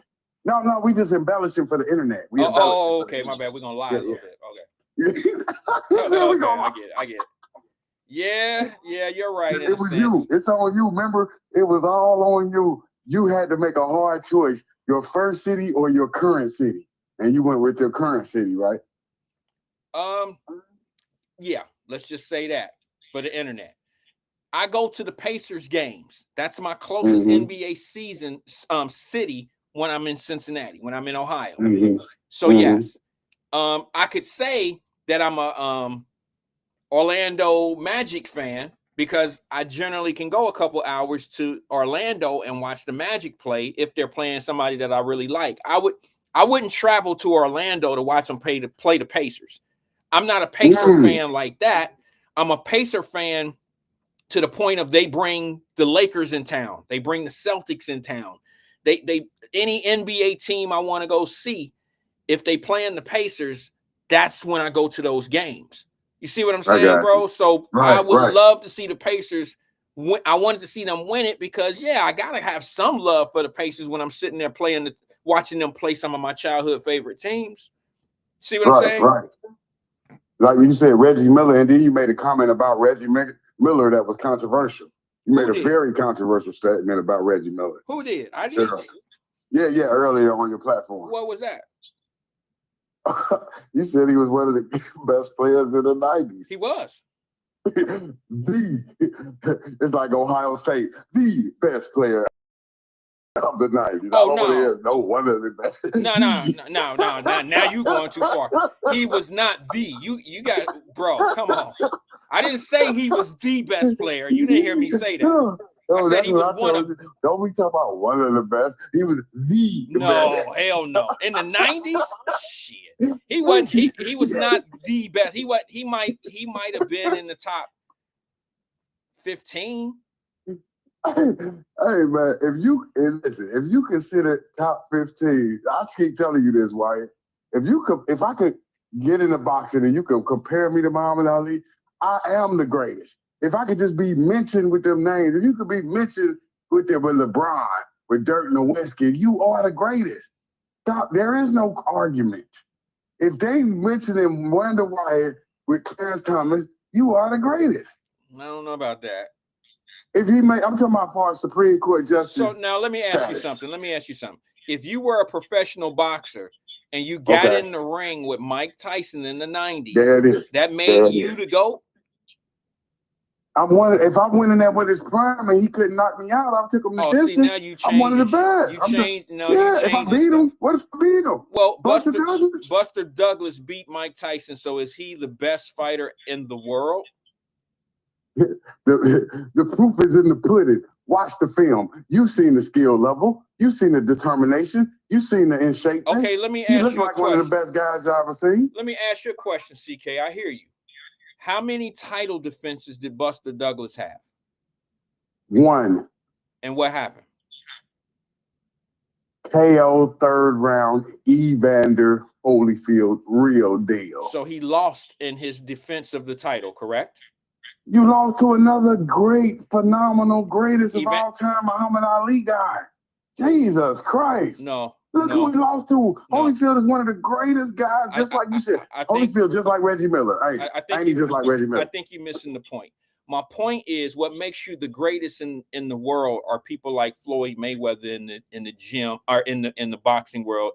Those are the greatest of all time because it's all about how you defend your greatness, how you defend your titles, how many title defense matches you've had. Yeah, that's what I'm saying. But they got 2 of them on there. Okay. Right there. I don't know what you're talking about. Hello? You must be Hello? Yeah, I'm here. Yeah, I'm saying if you get in there and you take out you on the ropes. Can you hear me? I can hear you, but you're slurring. Your mouthpiece just got knocked out because you don't know. You kind of I think you hurt. No, I did a little bit. I know because you in a field, you in an area right now that you just can't win with me on this one, bro. You can't win with it. No. I'm saying if you get in there and you beat Michael Jordan in his prime when he's 28, you're gonna talk about you're gonna still be talking about that right now. Yeah, but just it's not gonna go away. But you gotta understand, CK, then I gotta move on. People who are the best at what they do, what make them the greatest is how they stick around and knock off the people that's trying to knock them off. You're not the greatest because you beat one of the greatest fighters one time, and then after that win, everybody else came along and beat you. One night don't define you as great. And one loss don't define you as bad. It ain't one loss. It's not one loss. It's when you lose your title for the first defense, and then you start going down the drain. That's in anything. Yeah, but I'm saying you got to give Douglas the credit for working his way up to legendary status to get the title. No, that's not how. That was 2 title defenses, sir. That's not how that always. That's not how that always works in that sport of boxing. Not everybody works their way up. Sometimes it's just sometimes there's just an opportunity given, and the team that put the opportunity out there don't think that the other person is capable of winning the fight, and it's kind of like an opponent situation, like he's there to lose. And sometimes it work out a little bit different. But you have to understand, sir, you have to win. Only guy that did what you said is the Creed 3 movie. He got out of prison and got a title shot. Everybody else have to work their way up to a title shot. Even Mike Tyson had to work his way up. Ali had to work his way up. That's not true. Yeah, they had to. That's not They true. had. So let me They ask you had to work. something. Let me ask you something. There's a guy locally in the city of Cincinnati up there who beat a champion on a Roy Jones Jr. card back in the day. He was a substitute for the fight that was supposed to happen. He was a substitute. Right. He ended up beating the champ. He was a substitute fighter for that night, for the guy that was going to fight the champ. So he got the chance to fight the fight because they wanted the fight to happen. They wanted the card to happen. So now that this guy who's a substitute got an opportunity to fight the world champion and he happened to beat him, that makes that guy, you're saying that he worked for that spot, or did he happen to be casually available? You said he beat Roy Jones Jr.? No, it was on Roy Jones Jr. card. Oh, yeah, that's what I'm saying. Stay ready so you don't have to get ready. Why? That's all I'm trying to say. You have to be prepared. So when they put you in there with the lion, you beat the lion. Most guys are not prepared Now, for the lion. You change what this is how we get upset, sir. I agree with everything that you just said right there, but you changed what you were saying. Not everybody that gets a chance to fight the champion has earned that right. Sometimes people are in there because the champion's team put him in there with somebody that they know that they can beat, and the champion now controls who she fights. Yeah. That's the first Rocky. That way, right. So they don't always choose the person who's next or who's entitled for the fight. Sometimes they choose people that just don't stand a chance. So let me leave me with this, man. I got to get your thoughts, man. Please. With Rocky stealing Apollo Creed's life and making a movie, a franchise career movies off of it, right? How do you feel about the black man, Michael B. Jordan, stealing it back and giving it to Creed? Because I think it was always Apollo's franchise. The franchise was about Apollo's life. No, it wasn't. So how do you feel, sir? I actually love it. I love the fact that Michael B. Jordan was able to take a brand that was created on a much larger brand, the Rocky brand. Right. The Creed was invented on a Rocky brand, and he was able, Michael B. Jordan, I don't know how it happened, I don't know the backstory to it, but he was able to take a small piece of something that was legendary and make it his own and run off with it and create this new thing. I love it. I think that we need to start doing more of that. They try to do that in the music industry, but the music industry is in a headlock. And what I mean by that is there's only 3 distribution companies. And a lot of people in music don't understand that you make your money in distribution. It used to be that way back in the day. Now you can get away without having a distribution deal because people don't buy albums or CDs or tapes anymore. They buy streaming. So you can control your own streaming.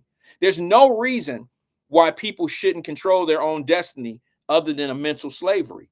Some people are afraid to own and take ownership into what they're doing.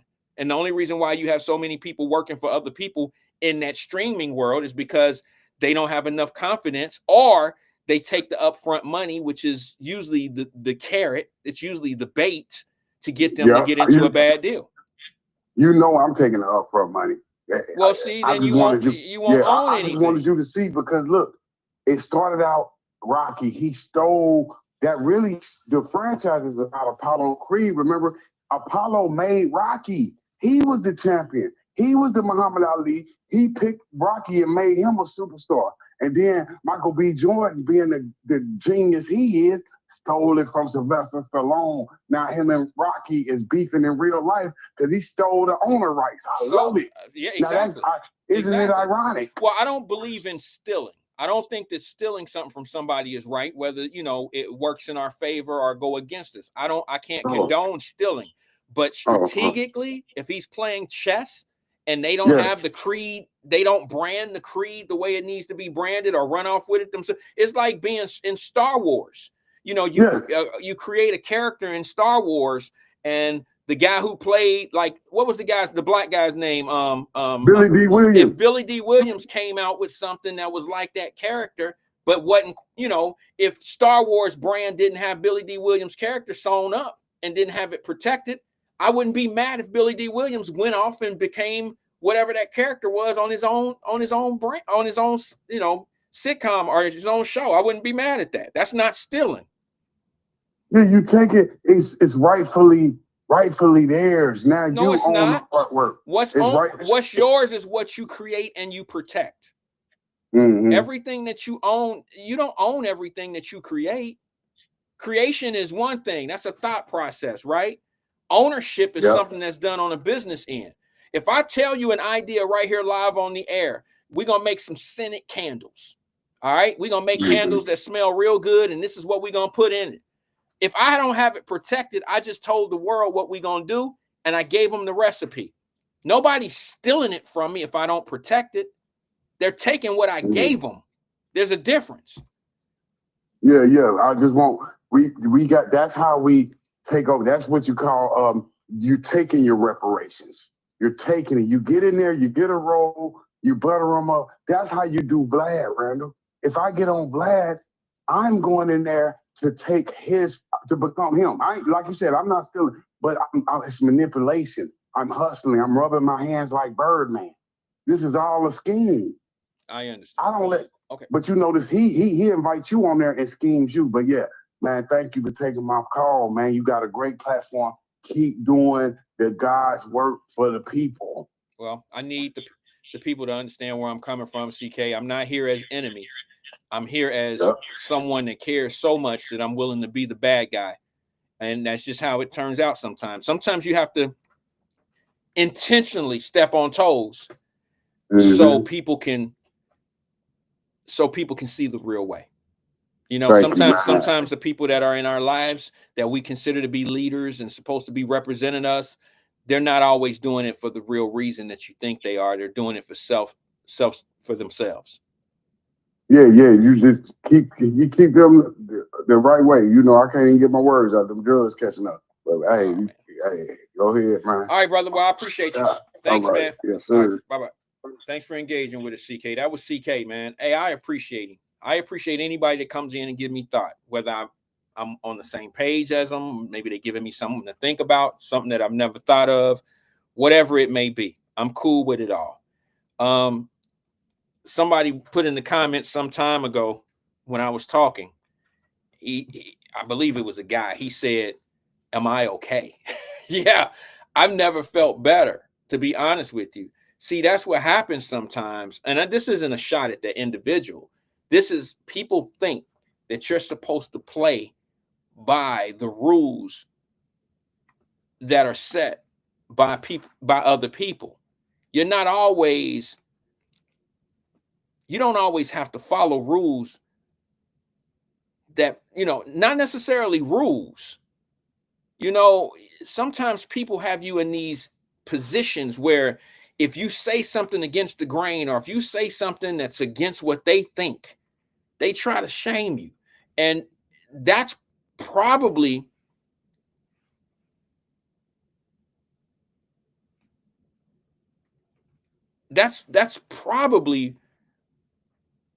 the major problem, is that you have too many people that can say the right thing, collab and do all the right stuff, but they're afraid of the blowback from the popular people. They're afraid that the blowback from the community won't be, favorable to them. You know what I'm saying? Like, it's hard to, it's very simple to explain. It's just hard to put in certain words. Like, you got people out here that really think they want you to feel bad because of how you feel. And deep down in your soul, like my sister Alethea Williams just got on. She couldn't say what she really wanted to say about that school. She's strong enough to do it. But she couldn't say we had conversations. I know she didn't say everything that she could have said. I'm sorry, sis. I ain't mean to put it out there like that. I'm just saying we both have we have stronger opinions about things when we talk versus how it might be said on the air. You see what I'm saying? And I think what we need to do is we need to overcome that, because the people that take up for the dumb shit don't have no problem saying some ignorant shit out loud, boisterous, and collective. You know what I'm saying? They say how they harmonize bullshit together. Bullshit choir. Oh, bullshit. You know what I'm saying? And they stand on that shit. And they sound crazy to some people. But there's other people that just fall in line. It must be that way since so many people believe it, have no mind of their own. The obvious could slap them right in the face and they'll just be like, well, shit, you know, everybody else said this, so I'm going to go with that because that's what everybody else. Fuck out of here. That's just not a lot of us. I'm going to say this one last thing. I got this clip before I get out of here. So I got 3 minutes. I wasn't going to stay long. Alethea said, I'm turning in the Fame 2026 version of him, I'm sure. Be careful, sis. They used to love Fame, too. You start talking a certain way, they don't like you. I'm just being honest. They don't like you when you start talking. That truth is a killer. Look, here's the thing. I've said some things. It's funny that you here now, sis, because this is something that you and we had a debate on the air, right in broad daylight on the air. Alethea and I had this conversation, and I was not pissed. I was tripping on Sierra, Russell Wilson's wife, how she was dressed. Remember that? Remember that conversation, sis?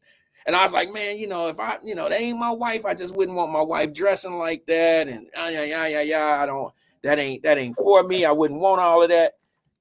My wife can't dress like that and blah, blah, blah. And then I got all this beef coming from different directions of why. Yeah. And I'm like, well, wait a minute. That's what I wouldn't require my wife. I wouldn't want my wife to do those things. I have certain requirements as a man. What I want from my wife is a little bit different than some other guys would want. And we got into the conversation and, I said, I'm not mad at Russell Wilson. I'm not even mad at Sierra. I'm not mad at him. It's just not my cup of tea. And she said, yes, I carried on for 3 days. Well, I'm bringing it back up a little bit, sis. I got to make a point about those two. No matter how I felt, I can admit when I'm wrong. I'm definitely going to admit when I'm right. I'm always right. Just playing. But anyway, I said some things about Sierra that a lot of people didn't really care for. I didn't understand what I meant. I didn't mean it like she was dirty or she wasn't. I felt like if she was my wife and did those things, it was being disrespectful. See, that's if she was Sierra Wyatt.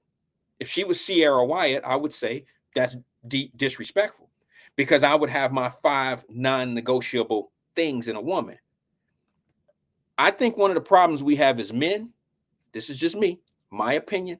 I think one of the problems we have as men is we don't have another man to help us be better in selecting a woman. This is where a father comes in. See, I have these things like Russell Wilson. He has this thing called 5 non-negotiable things when he's looking for a wife. And these are things that's taught to men that have people that grab them and talk to them and prime them to be a man. I think we're missing that. I think a lot of people let our kids, our little boys, get raised by the internet, and we want the BBL, we want the big booty, we want the big breasts, we want the extensions, we want all this old shit, we want the IG model, and that's what's raising our little boys. That's what's making our little boys think, oh, she the bomb. That's what I think our little boys are going after. You know how I know that to be a fact? Because a lot of our little girls are out there trying to fit into this mold of what they think little boys are looking for. Okay? Now, Russell Wilson explains in this clip what he's looking for in a wife. You understand what I'm saying? What he's looking for in a wife, his 5 non-negotiable traits that a woman has to have.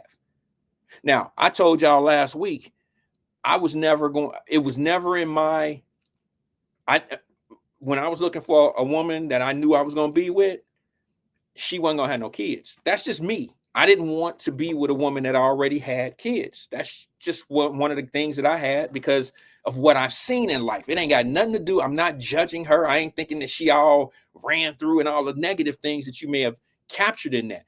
It's how I was raised and what I seen with dudes who came around and beat the shit out of the stepdaddies and had problems with stepfathers. I seen a dude get shot. I mean, these are guys who was running families and was cool with dating the mother and the birth father came through. You know, it was just messy. So I grew up with this thing in my mind, like, hey, I'm gonna get a woman that ain't got no kids, and I'm gonna have my own family.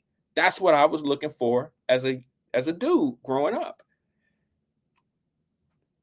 When you have somebody, when you have a man in your life, a man he teaches you manly traits. He teaches you how to understand women. He teaches you what to look for in women. So you'll have kids with the right woman, not out here test driving shit and signing paperwork by having kids with them. See what I'm saying? A lot of people are out here test driving women and then they end up buying her. You know what I'm saying? In other words, having a child with, because once you have a child with a woman, now they in your pocket, right? Your child is in your pocket. Might not like how that came out, but it's the truth. So you then went for a test drive. Now you then purchased.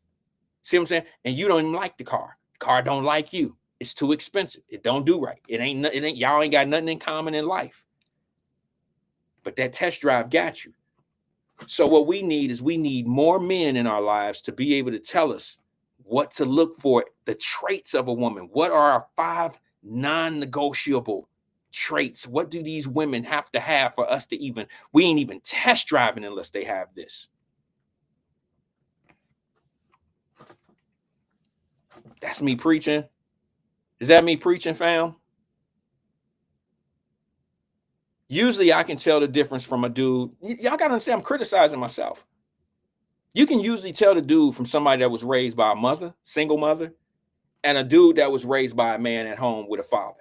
You can usually tell by the way that they select their women, the way that they do things for women, the way that women, you know, it's just, you can always tell how well a man is going to treat a woman by the way his mama is handled at home. Usually if the mother at home is handled by a man, the father and that mother has raised a man. You understand what I'm saying? And then we have all this trauma and all these excuses, and it's legitimate excuses of why we end up fucking over a good woman is because we've never learned how to treat one the right way. And then that woman will go through everything until we learn to become the man that sometimes, majority of the time, we're never going to be. You can sit me in a classroom. I was not the best student in the world, but for some odd reason, I gravitated to math. Math came easy to me. Okay, math. Basic math. Basic shit.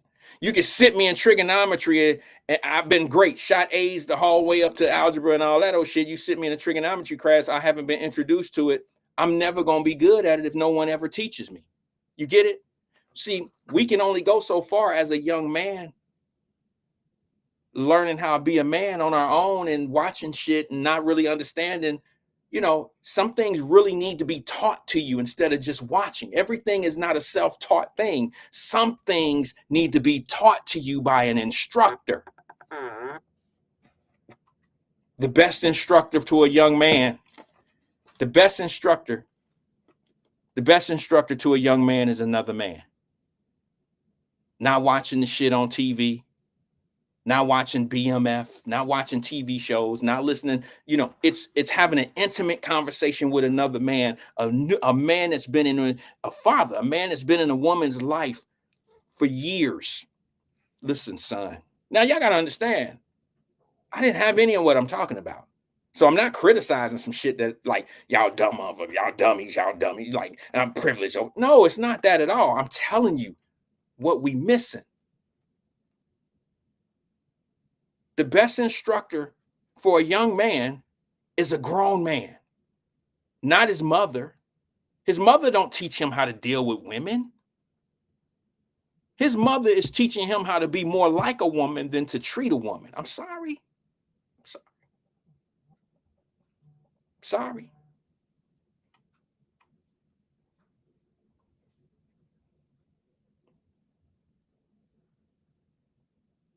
And I listened to this Russell Wilson clip, and I'm listening to him, and he's describing this Sierra, his wife. He calls her C.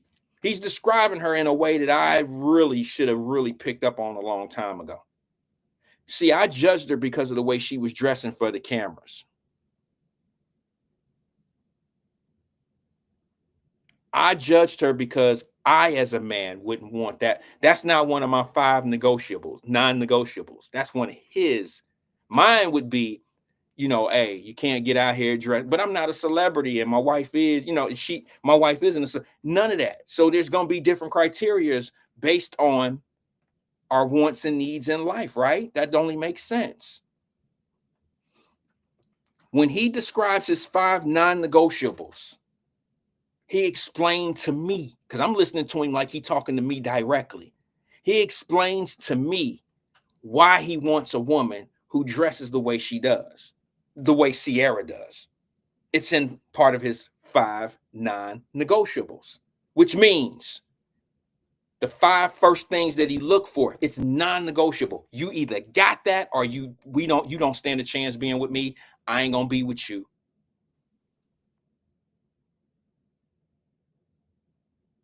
Listen, when this man explains his 5 non-negotiables, I get it now.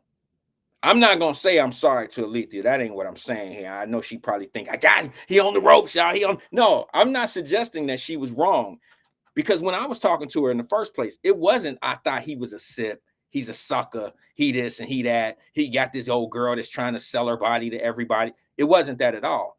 You got to understand, my arguments and my debates always come from a perspective of me, like my position in it. Like I couldn't be with her because I wouldn't want a woman that does that. That don't mean that he's a fool because he got a woman that does that. That don't mean that. I'm talking what I prefer. So I'm going to play this video for you guys.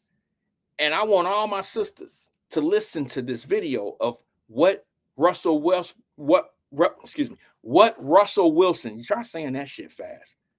Russell Wilson, what his criterias were for him to have a wife when he met this woman. And you can always tell the difference from a man that was raised by a father in the house because he had a loving wife and they nourished the son. They taught him everything he needed to know about how to find somebody for him. Mamas don't do that. My mama ain't. Look, I'm going to just be honest with y'all from a male's perspective. Most men end up with women that act just like they mamas. Because that's what they're looking for. I know it sounds twisted and dirty to some minds, but the truth of the matter is that's why men always get on your lease. That's why men are always looking for you to do the same shit that his mama used to do for him. They don't understand how to hold the hand and take charge. They take charge in these other kind of masculine kind of ways. We're going to do this. I'm going to walk through the door first and all this old shit. Sometimes it's better to let your woman walk through the door first. I'm just giving you some game. That's all I'm saying. Sometimes it's better to let the woman look like, listen, sometimes kings let queens walk first. I'm going to get on to let you listen to what Russell Wilson says about his 5 non-negotiables. It's about 1.5 minutes long, but it is very important. Let me see if I have that. Let me see if I have it right here queued up.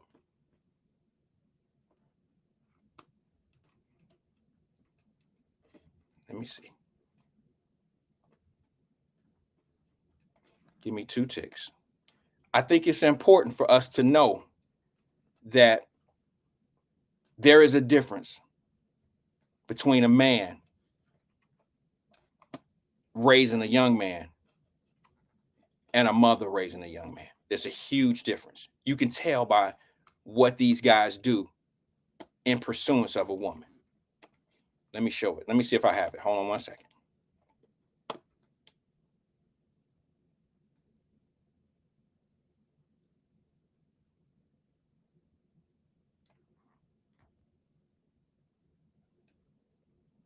Why won't it pull up? I don't know why I won't. I didn't talk it up. I know y'all really wanted to. All right, here we go. I'm gonna let it play. Here we go. Check it out. How you knew she was the one, bro? Man, How you knew she was the one, bro? Man, I think there's a few things. Number one is, I was single sitting there.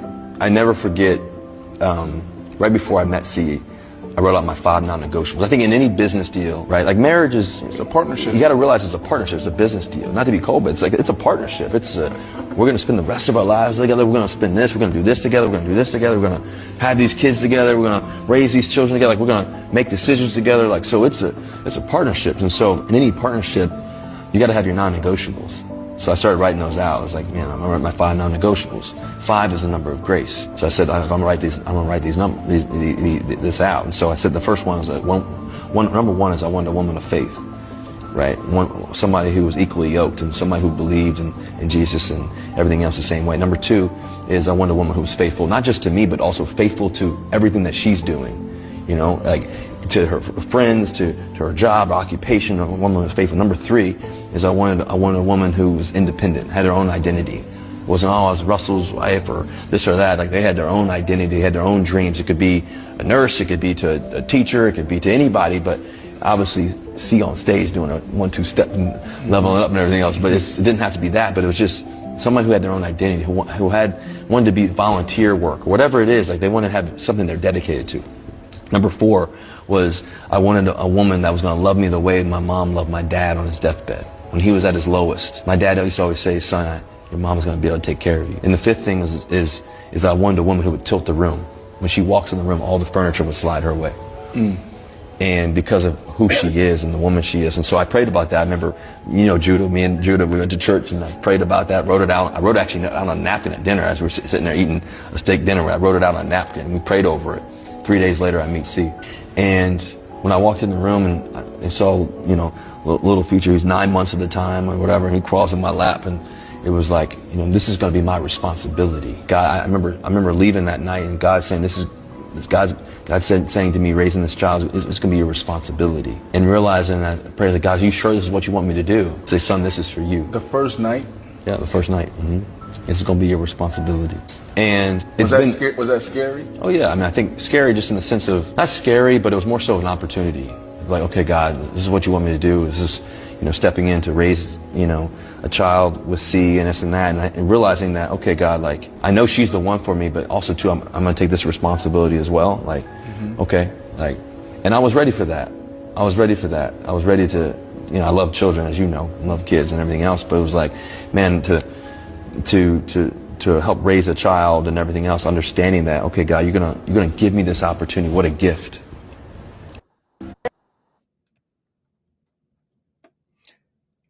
All right. So 2 out of his 5 non-negotiables don't work for me. But I'm not mad at him. 2 of his 5 non-negotiables don't work for me. But that's not what I'm looking for, but I'm not mad at him. That's not what I don't want the woman with the kids. Don't get mad at me, ladies. We're talking about a 20-year-old guy at this point. They've been married for a while. He probably was 25, 26 when he married her. I don't know exactly what it was, but they're younger. Generally, men teach their sons and teach men, young men, how to be a little bit more calculated in their dealings with other people, how to be a little bit more selective in the women that they choose. Trust me, ladies, it makes it better for both of us. It makes it better for you, and it certainly makes it better for the man. See, I remember everybody used to call Russell Wilson a sip, soft-ass dude, and this and this and this and that. But if you ask a woman, not a girl, not an unmature girl, if you ask a woman what kind of man she would want, it would probably be the guy like him. Because in the long run, we tend to love the appreciation that we give our women more so than the aggressive attention. You know what I'm saying? Like guys, like women love the bad boy. They love the guy who seeks attention in so many different ways And what a lot of women don't understand is he becomes part of everybody's menu when he's the popular guy and he's the outgoing. You don't understand how, I don't know how to say this the right way, and I don't want to say it because it's not for every situation and for every guy. But generally when guys have to be, when we seek attention from a lot of women, generally he's never going to have one woman. It's never going to happen. It's not like women. Women are opposite. Women love the attention. It validates their beauty, and they can reject the temptation. Men aren't built that way. If we're the type that's going to attract a bunch of attention, most men find it very difficult to reject that attention and to not be as disciplined as women. Women need different validation than men. All right. It's just that plain and simple. It's the difference. It's the DNA. It's the X's and the Y's and the Z's and all that shit. It's just different. But in my humble opinion, women want the Russell Wilsons after the fact. They never want him at the beginning. Not all. You know, I'm not trying not to paint this with a super broad brush.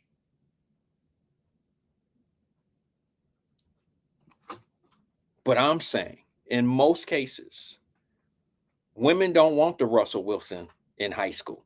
They don't want him when y'all are out at the club. Yeah, you don't want this guy. You want him when you're probably, I shouldn't say this. Let's just say that she's lucky. Sierra is very lucky that Russell Wilson was raised properly by a man and his mother. Okay. See, it didn't matter that she had kids. She had a child. It didn't matter. That's one of my no-nos. But for him, it didn't matter to him that she would dress kind of, you know, out there flashy, you know, showing the body and all that. That's what he wants. Not me. He was raised proper, because those things don't matter to a real man. I might have been a little too shallow. I might have been one of them dudes, but you got to understand the reason why I didn't want a woman that had children is because of what I experienced. I just told y'all, I seen baby daddies and boyfriends getting into pipe fights, hitting each other with pikes, stabbing each other. I mean, I just seen too much. I grew up not wanting to deal with that. Hell, I've dated girls that had kids. She wasn't the one. I knew she wasn't the one the day I said, "Hey, what's going on, shawty? What's your name is?" She wasn't the one for me. She was the one for right now. I'm just being honest.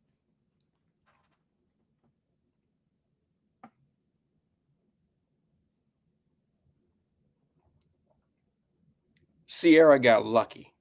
And why she got lucky, and I'm going to say he's lucky too, obviously, but I'm just talking about from how females judge men and how you can tell the difference from a man who was raised properly. I bet you one thing. I'll bet $1 to a donut that Russell Wilson's mother was an amazing woman because she had a lot of love at home. I'd put that argument up against anything, and I don't even know them. I don't even know him. But I could tell you based on what his mother, what his daddy did, what his father did in his life. I can tell. Let me go to the phone lines. Maybe someone, I lost the call. Feel free to call back. I apologize. Feel free to call back. Let me go to a couple of comments. Let me go to, Ken says, "I'll say it for you. Drag through the mud." Okay. Alethea, what's up, sis? She says, "I can't believe my brother finally agreed with me about Russ. Man, I'm buying lunch tomorrow." Well, thank you. I don't agree with you. I knew she was gonna go there. You know why I knew she's gonna? Because I was like, maybe I was wrong. I was not wrong about what I was saying. I was wrong. Maybe I presented it wrong by saying to y'all, that's wrong that she's dressed that way. Don't y'all understand that I meant for what I need in a woman, what I would look for? She can't be out here like that. She's showing too much. She giving too much. Mm-mm. But here's the thing, sis, there's a lot of men that feel that way. If you're a Muslim man, you don't even look that way because, there's in their religion, there's rules of how women are to dress. There's rules and regulations to this. I have my standards. I'm not a celebrity. And I really, to be honest with you, have never been into the celebrity dating thing. Let me tell you one. Y'all ain't gonna believe this shit if I tell you this true story. It ain't even long because we didn't spend no time together.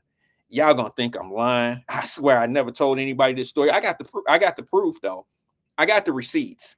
And I don't mean just pictures like, let me get a picture, superstar. I don't mean them type of pictures. But I remember something. Y'all are not gonna believe this, and I'm not. I remember. Well, I was married, so it wouldn't have mattered. But you know who pulled up on me and was really trying to holler? And I know y'all gonna be like, this boy, he didn't got crazy. A microphone and fell and hit him in the head. You know who tried to holler at me one time in Vegas on some other shit, like some real shit? It would have never happened. Like I said, I was married. Tiffany Haddish. I didn't know that Tiffany Haddish was a fight fan. We were in Vegas. She was with Jason Lee. Now, Jason Lee wasn't big at that time. Y'all know who Jason Lee is? It's the gay dude that run the podcast, and he has he got the talk show or whatever. How I know him is through Floyd. Him and Floyd are cool as hell. Like him, Jason Lee and Floyd Mayweather are really cool. So I'm at the gym out in Vegas. And the Jason dude walk in. And I'm like, what the fuck? I didn't even know that he come in. Does he work out? And come to find out that he's cool with, the circle. He cool with some people. So I ended up saying hello, and because he came into the little office that we were sitting in, and he was talking. I'm like, what the fuck is this motherfucker doing in here? You know what I'm saying? Like, not saying because he's gay and none of that. I just never seen him in the fight circle, in boxing. What are you doing here? Who are you? He wasn't the type of person that he is now with the podcast. He wasn't interviewing people. I think he was involved he was just starting out because, I think he might have just been starting out into that stuff. I can't really tell you, but he was there and they was cool. He was cool with Floyd. He was cool with them dudes. So we get to the fight night, the weigh-in. We get to the weigh-in that night. And he's with Tiffany Haddish. Like they cool, like they really cool. And he come up to me and he tell me, my girl want to say something to you, but she don't know what your situation is. Oh man, this shit is crazy. And I just said, well, who you talking? And it was him who was on my shoulder who said that. I turn around and I'm like, who you talking about? Who you talking about? And he pointed over to her and it was her. My mama is sitting here watching this podcast from heaven. And I looked at her and I went over and spoke. Because look, she's still Tiffany Haddish. I didn't want to tell Jason Lee. I didn't want to tell Jay like, hey, bro, like, here's my situation. I didn't want to do that. I wanted to kind of say it because some things need to be said a certain kind of way so it'll be understood. Like, hey, look, I want to be cool with you, but I got this thing going on. It's called a wife. You know what I'm saying? Like, I got some shit going on. And she had said some things, and I was like, well, I'm cool. First of all, I'm not into celebrity. I'm not into celebrity people like that. I think their lives are very fake. You know what I'm saying? Like, I've never been into the celebrity crush. I've had celebrity crushes on Tootie from The Facts of Life, but I was a child. Janet Jackson and shit like that. But people that I can actually walk and talk with, we're never going to, that shit ain't gonna never work. And come to find out, I kind of came to reality, and I know she gonna be mad when I say this shit, but it ain't nothing she ain't never said in public. All right, she said this in public. At one point I was impressed. Like, I wear some fly ass suits. I'm out in Vegas. I wear some fly ass suits. I mean, to me, I'm like, okay, damn, I can still pull them. That's how I was feeling. But Mama Birch, guess what I come to realize? And she gonna be mad when I say this shit. I was nothing special. She was into men. She was into a whole lot of things at that time. She was into shit that I didn't know nothing about. So that's probably why I don't really get into celebrity women and shit like that, because the lifestyles that they choose, the things that they have to do to stay relevant, it wouldn't be the thing. It's not part of my 5 non-negotiables. You feel what I'm saying to you? I wouldn't be able to be with somebody that has to sell themselves in order to get jobs and be relevant. I couldn't do that. It's just something about me being with somebody that has to, that people are climbing over. And it's tough enough having a beautiful wife and you fighting local motherfuckers off your shit. It's tough enough doing that. You know what I'm saying? Because there's dudes out here that's been raised wrong. They don't care that your wife is married. They don't care. If she a wink, that's how they feel. And there's no way in the world I would trust somebody that has that much accessibility to what they really want in life. And I couldn't find myself going down that road. Now, this is a story I just shared with you all. I haven't even told my best friends no shit like this. This is a real story. It really happened. It was a short situation. Like, it was a really, really, like, it was never really a thing, so I couldn't call it a thing. But yeah, we sat down, we broke bread, we had some conversations, but it was never going to be anything past that. But I could tell you that if I wanted it, I ain't saying it would have been forever. You know what I'm saying? If I was that dude at that time like that, if I wanted to get down like that, I could have. And it says a lot about that. It just, I've made some bad choices in life, but the best choices I've made are still around me. I don't mean to be nasty. I don't mean to be disrespectful, but in my younger days, before I was married, I made some bad choices with some people, and we all have. And none of those people are really around me. Most of the bad choices I ever made in my life, the people that were involved in those choices are nowhere in my life. But some of the best choices I've ever made in my life, even a long time ago, are still in my life. That says a lot about an individual to me. I tell my children all the time, you're going to make some choices and you're going to make some bad choices, okay? But it's how you recover from them choices and how you decide to keep doing. If you continue to do the things that put you in those predicaments, then you haven't learned anything. And it was never a lesson. It's never a lesson if you continuously do the same thing and get the same result, and that result is not working for you. That's not a lesson. That's some shit you dealing with. Yeah, I mean, it's a difference. It's a difference. You can't keep going for the same type of guy, ladies, and think men ain't shit. At a certain point, you got to take that lesson and turn it into something that's real and say, hey, maybe it's me. Maybe I need to search different places for the men that I like. Maybe I need to readjust who I am and how I search for things and come up with a different plan. Maybe I need to find 5 non-negotiable things in a man. Let me go to the phone lines before I get out of here. Good afternoon, caller. This is Wyatt. Who am I speaking with? It's Fame Rothstein, a.k.a. Edsel. Hey, what's going on, Fame Rothstein? What's happening with you? Long time no talk to, brother. Oh, not a lot. I just wanted to call because I heard that y'all was talking about me on here, and I just wanted to get to the bottom of it. Yeah, they was dogging you, bro. Who was they? Who was they? I'm just fucking with. I'm just messing with you, bro. Nah, I No, ain't I don't heard. think you I are. might have brought your name up, but I ain't say nothing bad. I think we had a conversation some time ago. You and I were on the same page about Sierra, about her wearing certain clothes.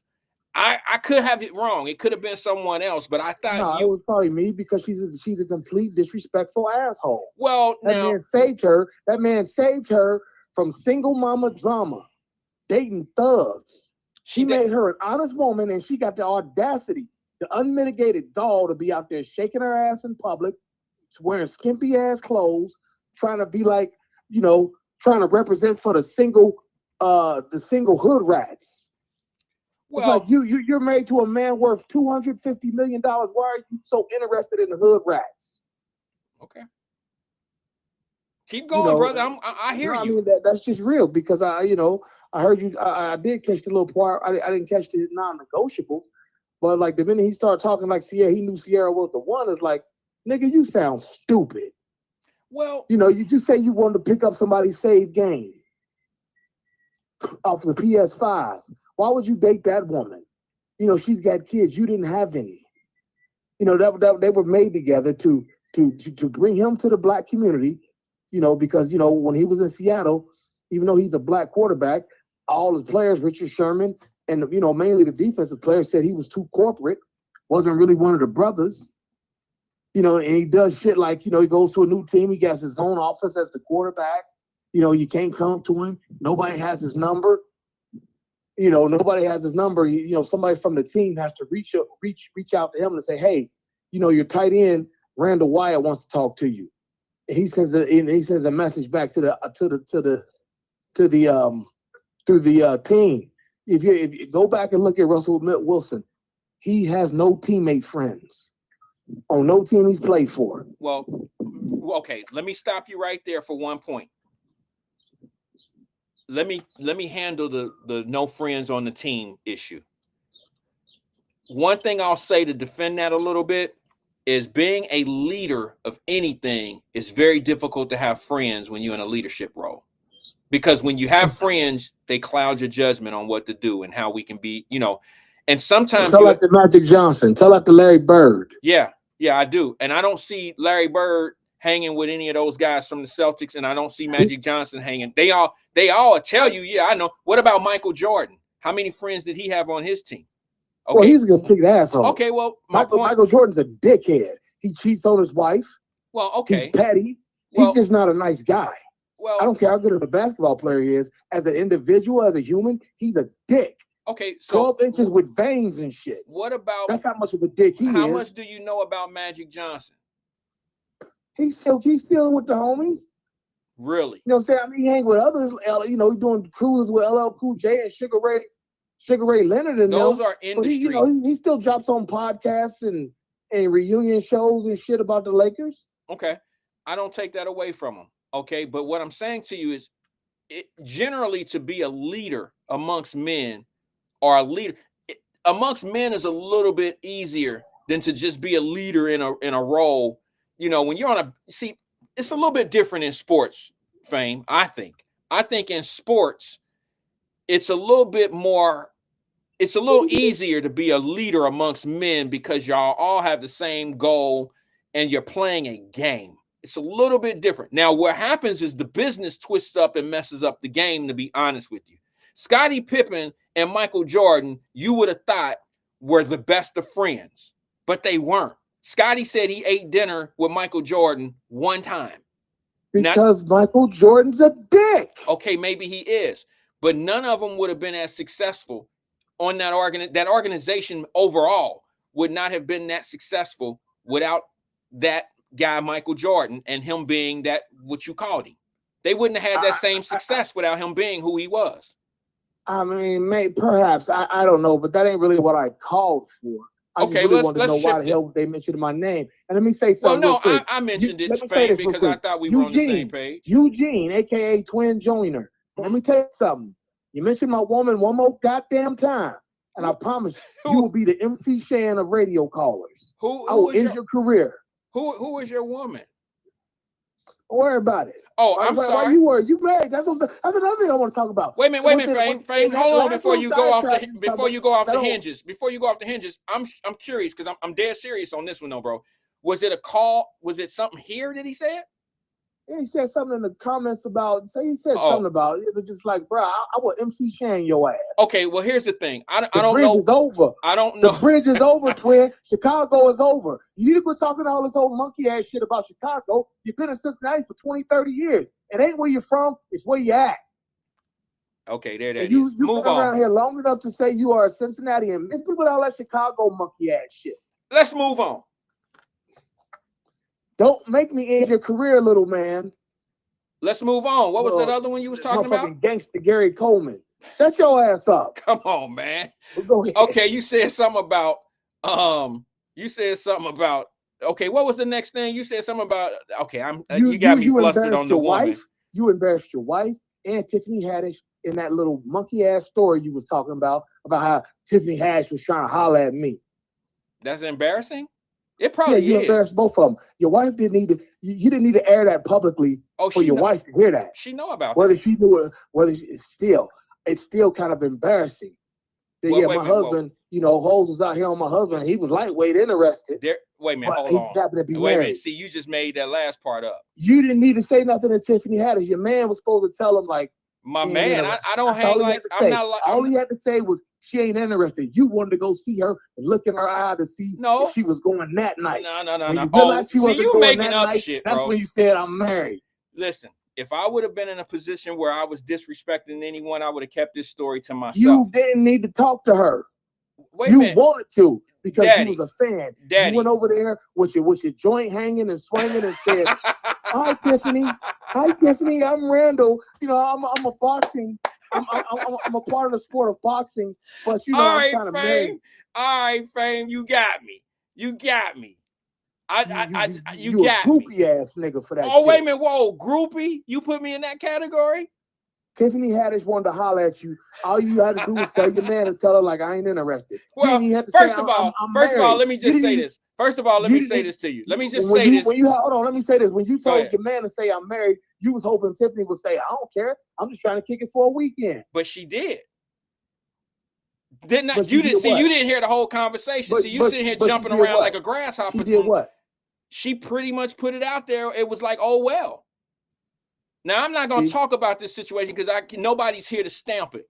There's only a couple people that actually know. That's how you're embarrassing Tiffany. No, that's what I'm saying. There's only a couple people that actually know how true this is. Here's the other thing, though, Fame. I'm not proud to say that a woman that had a drinking problem, you know what I'm saying, was hollering like that. And it's very much out there that she was very aggressive with people. I didn't know that at the time. She wasn't really the celebrity that she is now. It wasn't like that. She, you know what I'm saying? She was at the beginning of that. She was just like the girls you grew up with. No. Kind of nasty. We'll throw it out there. She just got a little more money. Let me ask you something though, Frank. If you were them celebrity women ain't no different than the women that live in the projects. They just got a little more money. Well, I can agree with some of that, but I don't know about the projects. I think they pretty much they can live in the projects. They can live in Mason, Westchester. Exactly. They can live in Westwood. Exactly. They can live in motherfucking Northern Kentucky. Women will throw it if they like a guy. They'll throw it to him and see if he got hands or do he got a slippery grip. Well, here's the thing. See, Carolyn Smith said the same thing. She said, I'm still trying to figure out why Wyatt had to let her know face to face he was married. You could have sent that message via the middleman. Exactly. That's what I'm saying. Don't think everybody. Carolyn Smith, Chocolate Girl, wanted to shout out to her. She's been one of the homies. She's been rocking with Fame for years. Back on other podcasts. Oh, okay, I see. She's kind of an A-alike. You know what I'm saying? She thinks a lot like me. All right, I see what's going on. That's why we rock. You know what I'm saying? I see what's going on here. Well, let me just say this to you. No. You just explained it. This is truth serum. That was some arrogant ass shit by you. It was arrogant? Yeah, it was arrogant. Yeah, I had to go holler at Tiffany. Well, first of all, let me explain something to you. You had to be there to really see the setting because she wasn't sitting there by herself. She was with the same people that I was talking to in the office at TMT Gym. Your mans came to you. Tiffany want to give you no, some. it wasn't her man's. It was the Jason No, Lee your dude. man's. No, right? it wasn't. Or Floyd's man. It wasn't. It was the was Jason it? Lee dude. It was him. Okay, it don't matter. Yes, You it didn't even go does. talk to her. Yes, it does matter because of who were all there at that particular setting. I only went back over to the table because worst thing's gonna happen. Worst thing's gonna happen. They gonna you say don't the even know, bro. The worst thing's gonna happen to you. Why is they gonna say that light skinned dude named Wyatt is gay? He wouldn't hit Tiffany. He wouldn't hit Tiffany Haddish. But you got to understand, bro. You know what? The only thing that you've ever seen, that you ever said in this whole topic that was true is what you just said right there. And that's why I handle my business on my own, because I don't want people relaying, I don't want a motherfucker going back. Now, you can take this for however you want. I don't want a motherfucker going back telling somebody, hey, he ain't really into you, girl. He said he'd rather have me. I see, you got to look. I look at shit a little bit different because look, bro, you have to take in consideration who the messenger was and how the message could have went back. I don't do that. I speak for myself. I don't let nobody speak for me, especially when it's some shit that's pertaining to my reputation. So y'all can say what y'all want to say. I'm going to do me the way I know how to do me best. Yeah, like going on Facebook Live, driving your spaceship. You gonna do you like you do you best. Yes. I like to front and stunt and shit on niggas. You sound crazy. How many people you know trying to make people make? I want millionaires around me, fam. I want millionaires around me. I want people that are trying to get money around me. I want people that want to be self-sufficient, that want to be their own bosses. That's what I want around me. So that's why you walked to Tiffany and said, "Hey, I'm not interested." But that has nothing to do with what you just said. It has nothing to do with what you just said. You didn't say none of that to her. You just said, "Hey, Tiffany, I'm not interested, but if I was, I'd nail you." No, that ain't quite how it went. You sound crazy. That's what was in your eyes. I could tell, Wyatt. you don't bro, you sound crazy. You trying to make this into something that it wasn't, but that's cool. If that's what you do, that's cool. Something that it wasn't. I'm just going by the feedback. I'm just giving you the feedback of the scenario that you presented. And what's crazy about the whole situation, the reason why I dealt with it the way I needed to deal with it is because I didn't want to fall out with anybody. And I wanted a clear understanding of what it really was. And I wanted a resource. What did you need to know? Listen, Fame, what you don't understand is when you in the industry that I'm in, all the resources really matter. I don't care who it is or what it is. Remember that. Yeah. Because I'm not in that industry. I don't know. Remember that when you're talking about the schools next time. Yes. Whatever. Resources are very important. Remember that. No, I don't know. I don't know. You're right. I don't know. Well, what I'm saying to you is this, bro. Who you know is more important than what you know. But to have both of those things is very, very pivotal. You don't always have to know everything, but if you know the right people who know the right people, you can get some shit done. And the last thing I want to do, yourself to Tiffany, reject her, but hope she'll make a few connections for you. Well, see, how the hell is that gonna work? It happens all the time. You watched Boomerang. He wasn't getting Marcus wasn't getting the account unless he piped that bra. Marcus. Right. So listen. Let me just be honest. Let me be honest with you and tell you. Let me be honest and tell you, brother. It is very important in industry that you look. I probably would have never been at a Diddy party because I understand the importance of resources and understanding connecting with people. But I wasn't willing to sacrifice what you had to sacrifice to go to Diddy parties and shit like that. I wouldn't find myself there. But in some other cases, Fame, let me tell you how it was for me on the road. Can I tell you, bro, this is a true 10-second story. We were in Charlotte, North Carolina at a fight card. One of the very few that go there. Okay, not many big fights go to Charlotte, but I was there to watch my little dude, Michael Williams Jr. and Sr. Shout out to them. They work with the Charleston White dude on his fight over the weekend. But listen, I'm out at that fight card in Charlotte. You know what? And I took 3 fighters to go on that card from Cincinnati up there. Okay, 3 guys from the Cincinnati area I took to Charlotte to be on a card there. Do you know, and I'm not going to say who they were because what I'm about to say is not cool. And it wasn't nothing bad about them. It's just the mentality that people have. And how, you got to be careful how you do things. When we got there, I had my own room, obviously. And I had like a little small suite, okay, because I conduct business. Now, listen, bro. I get there and they come knock on the door because they younger dudes, they having fun, they never really been there before. They knock on the door. I let them come in because I gotta, give them the things that they supposed to get their per diems and shit like that. So they come in to get their per diems. One of them out of the three look at me and was like, Wyatt, man, we be on the road. Why you don't never have no girls? Now, see, you got to understand something, brother. I'm a professional. I don't want people seeing me or thinking that I'm out here messing with these women and shit on the road. But when you look at these young dudes and they ask me, like, bro, why you don't ever had no women?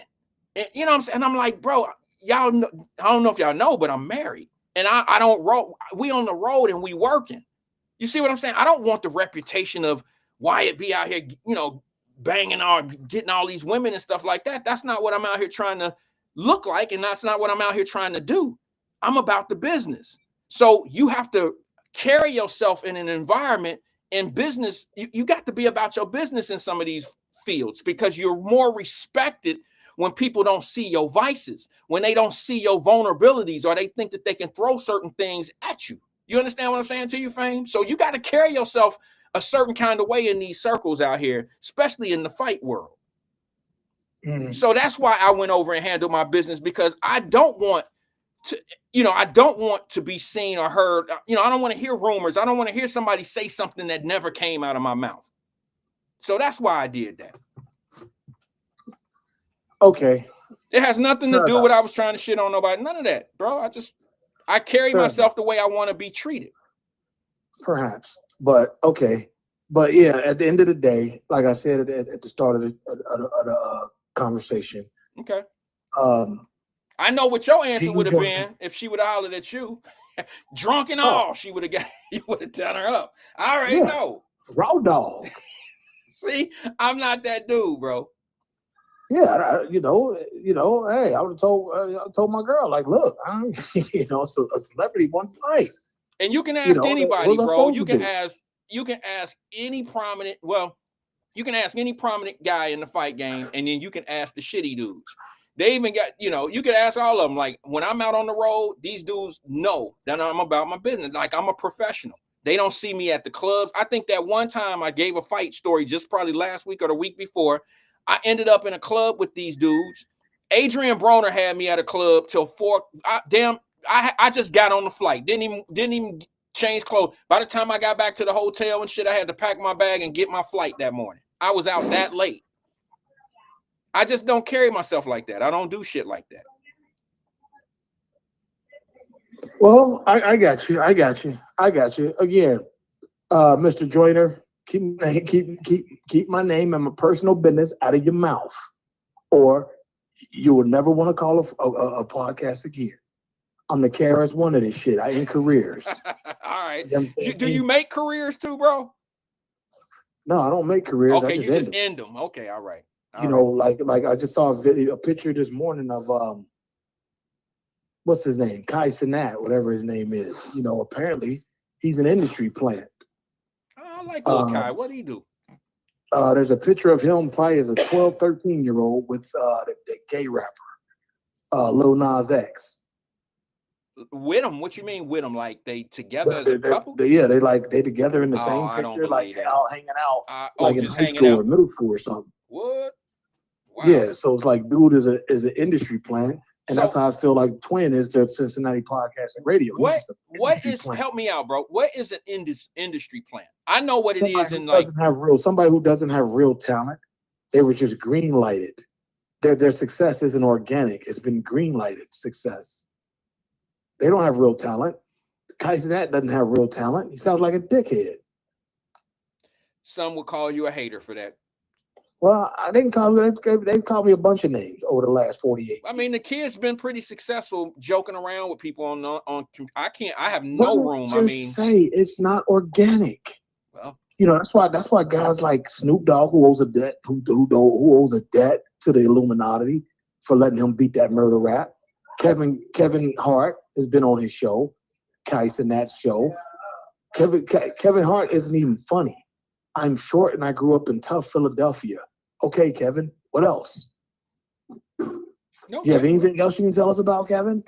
He's not a funny guy. He has the same joke, just recycles it for the last 20 years. You gotta remember, he was in Soul Plane. A lot of people were in Soul Plane. Yeah, who else was in Soul Plane? The other industry plant. Snoop. Snoop Dogg. Yes. Well, I mean, I don't know, man. I don't know. Look, you can't be anything in the entertainment field if people don't like you. All right, you can be a plant, you can be whatever you want. You still have to have a level of, you still got to hold people's attention. All right, you know what I'm saying, bro? Like, you say Kevin Hart's not funny, but he funny to a whole lot of people that when he sell out his because arena. black folks don't know what comedy is. Art to black folks, comedy is making fun of white people and talking about how bad you grew up. There's a little bit of I buy that. Touche. Okay, I buy that. To black people, good music is talking about shooting up a whole block indiscriminately and selling dope. Well, it hasn't always been that way. It hasn't always been that, but for the last 30 years, that's why I say we owe Madam, not C.J. Walker, Dolores Tucker, Calvin Butts. We owe these people an apology. We dissed them, called them old, but now 30 years later, we realize they were spot on. What was those names again? Was those the senators? Yeah, Dolores Tucker. Remember Dolores Tucker? You was a motherfucker. I do. She stood up and said that, this music shouldn't degrade our women and call them bitches and hoes, and I agree with her. Yeah. I didn't agree with her back then. I'll be honest with you. I was young and didn't know any better. I was just this is why I'm not as critical on what we hear and what we watch our children gravitate to. I'm not as critical. I know how wrong it is. I know I sound old as hell. I know how wrong it is, Fame, but our generation is responsible for this because we were part of the beginning of making it happen. We were part of the fight to keep it alive. I never wrote a verse in my life that made it on a, well, I shouldn't say that because I was not part of the industry where we were making music that degraded women. I was never part of that side, but I did play a lot of it as a DJ. And I also had a lot to do with keeping parties jumping and all that shit using that degradable ass music. And I feel guilty about it sometimes. But at the same time, bro, I have to say that not everybody engaged in that music the same way back then. Well, back then. You're right. But just let me wrap it up real quick. Mm-hmm. It was like K. Michelle said in her little diatribe. That was the only part that made any sense when she was talking about the music of our people. But she didn't. She failed to mention that she had a rib removed, fake breasts, fake booty, everything. I agree. I think she was. You know what I'm saying? So like, don't nobody want you. I think her message was powerful. I just think that she's the wrong messenger. Yeah, but there's nothing wrong with separating the message from the messenger. I agree. But I got a call. I gotta go. Man. Thanks for engaging with us. Thank you. Appreciate you. That was Fame, aka all that other shit he called himself. I don't know, but he said that he destroys careers. I asked him if he made any careers. He said, no, I only destroy them. So that's usually why you get a lot of criticism from people like that, respectfully. He says that he'll end your career or whatever. I'm not into career making. I'm into, I don't know, our career breaking. I'm into career making type of situations, but it is what it is, brother. I'll let Fame be great at what he does. But yeah, he went in a little hard on Russell Wilson. He went in hard. He went in hard on me because I think that's what he needs. Fame needs that. I don't think he understood. I don't even think he was really listening. I mean, listening when I was expressing to what happened. You know what I'm saying? Hold on. Vernon Jordan says, I was today years old when I learned Wyatt was involved in the boxing game. Oh, okay, yeah. You just learned it today, huh? But yeah, you just gotta look. At the beginning of this program, I told everybody, I never worry about if somebody lies, if they lying on me. I don't care nothing about that. If they don't know the truth, And they out here saying, like what Fame just did, I think he was having fun with the degrading of what he said I was degrading my wife, all that old shit. He obviously didn't hear the whole thing. He obviously didn't hear what was going on. Like Jason Lee tapped me on the shoulder and said something to me about his girl over here want to talk to me for a second. And, you know, the Jason Lee dude didn't tap me on the shoulder and say, hey, my girl want to get with you tonight at 7 or 8 o'clock tonight. Can y'all do? He didn't bring it to me like that. He said to me, let me tell you what people do sometimes. Celebrities are big at this. They don't walk up to people. They don't walk up to people and tell you what their intentions are. They send people at you. And you don't know what that is. For all I know, she could have, I know what it turned out to be, but I didn't know what it was at first. When he said, hey, my girl want to talk to you about something. My girl want to holler at you about something.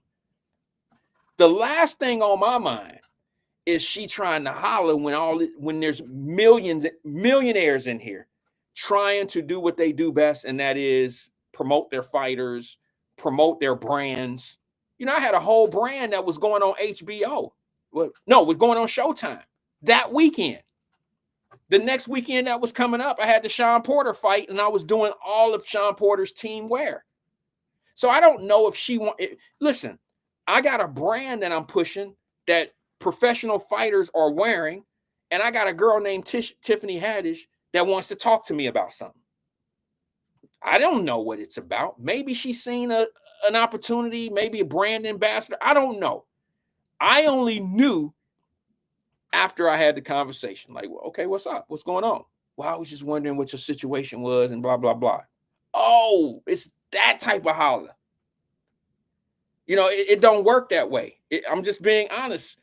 You got to be careful how you assume these conversations out here. I'm a businessman, so the first thing that comes to my mind, any approach, anything, even if it's some shit, that I know is off speed, I let it be known before I assume. So be clear to me what you really mean so I can handle this appropriately. I know Dwayne Larkin. D Lark, I know. But guys, the things that I talk about, sometimes I get a little too methodical in how I'm explaining it. It's for someone else. It's not for the people that know. It's for the people that's just not clearly getting it, or they might fall over into that way of thinking like Fame. You know what I'm saying? Like they want that juice. They want that entertainment part of it. So I got to kind of break it down. And I'm like, wait a minute, hold on. Shorty I thought it could have been anything. I never knew that she was involved or loved the fight game like that. I didn't know that her and Adrian was cool. I didn't know she knew Adrian Broner. I didn't know that. I didn't know she was cool with Floyd and them. I didn't know that. What the hell is Tiffany Haddish doing in Vegas at the fight? What I learned is a lot of those celebrities go there to be seen and build their resources up. They want to be seen. They want to be heard. They want to throw an interview question out so they'll be seen on Showtime. That's how they stay relevant. Smart to me. But when you pull me to the side and your man, she want to holler at you about something, I'm not thinking she want to holler. I'm thinking, okay, this chick is on the rise, and maybe she's interested, in wanting to do some brand ambassador work. I don't know. I'm going to find out. I'm not running it through no channels. You're going to get it from me, and I'm going to understand clearly what's going on. You got to understand, I had invested a lot of money into videos. I had been doing things online, and people, and I had Showtime. I had Sean Porter, Showtime, who was going to be his nickname is Showtime. It's Sean Porter. It's Sean Showtime Porter, who was fighting on Showtime. And I had product out on Showtime. And, she might have thought, from what I'm thinking, maybe she's thinking I'm an opportunity for her. You just never know. I got to approach it in a business manner. I'm not there for no come up or no chicks. I'm trying to get my money right up there. I'm trying to rub and talk to the right people. Okay, what's up, Denise? Denise Davis, she didn't hit me a couple times with this question. I got to get to it. She says, still ain't heard you speak on Charleston White fight. He won. He beat a 20-year-old at 48. That's a big deal. Shout out to Charleston White, she says. Dina says, I thought it was just in fun. I didn't take it seriously. Thank you, Dina. I appreciate you, sweetheart. Thank you. The Charleston White fight, I should have brought the video. Charleston can't fight. Okay. He can't fight. Now, y'all got to understand, I know people who know people who know people. I mentioned Michael Williams Sr. and Jr. Those are my guys. They live in Carolina. Those are my people. And, you know, he's a good fighter. He's used to be trained by Roy Jones. We all became a small family years ago. All right. And now Charleston White is affiliated with Michael Williams Sr. He's 300. His son is 150. Michael Williams Sr. and Michael Williams Jr. and look, bro, it's a small community. We all know each other. We all cool with one another. I could call him now and he gonna say, bro, what's happening? They're cool with Charleston White. They train him and do all that type of stuff. I'm telling Charleston White right now, I'd beat the shit out of him. If he beat me, I'll donate my purse. Hey, Mike. Hey, 300. Tell Charleston I'm older than him. I'll beat the shit out of him. If he beat me, not only will I donate the purse to the cause, to whatever cause he wanted to go to, I'll match his purse. I'll double that purse. I'll double the donation to his cause. He too slow. He can't push me around like he was pushing the white boy, island boy. Come on, bro. All these hard ass, tough ass rappers and they mamas and you've been disrespecting all these tough ass dudes from the hood, and you go fight the white boy, island boy. You go fight him, bro. I beat your ass with one. What, bro? Now that's a call out for me. I don't do it that often. Charleston gonna die. He gonna say, "Hey, Mike, man, what's up with this Wyatt? What's up with him, man? Why he doing that shit?" You go get the island boy. You didn't talk all that big shit to all the dudes in Chicago. You didn't talk big shit about the LA gangs. You didn't talk shit about all these rappers. You didn't say all this shit about Sexy Red. And you didn't say all this crazy shit and all that. And the one person you get in the ring with is the fake cool ass island boy that you know they ain't about that life and they ain't gonna do nothing. They ain't gonna fight sleep. Okay. I ain't trying to mess up nobody.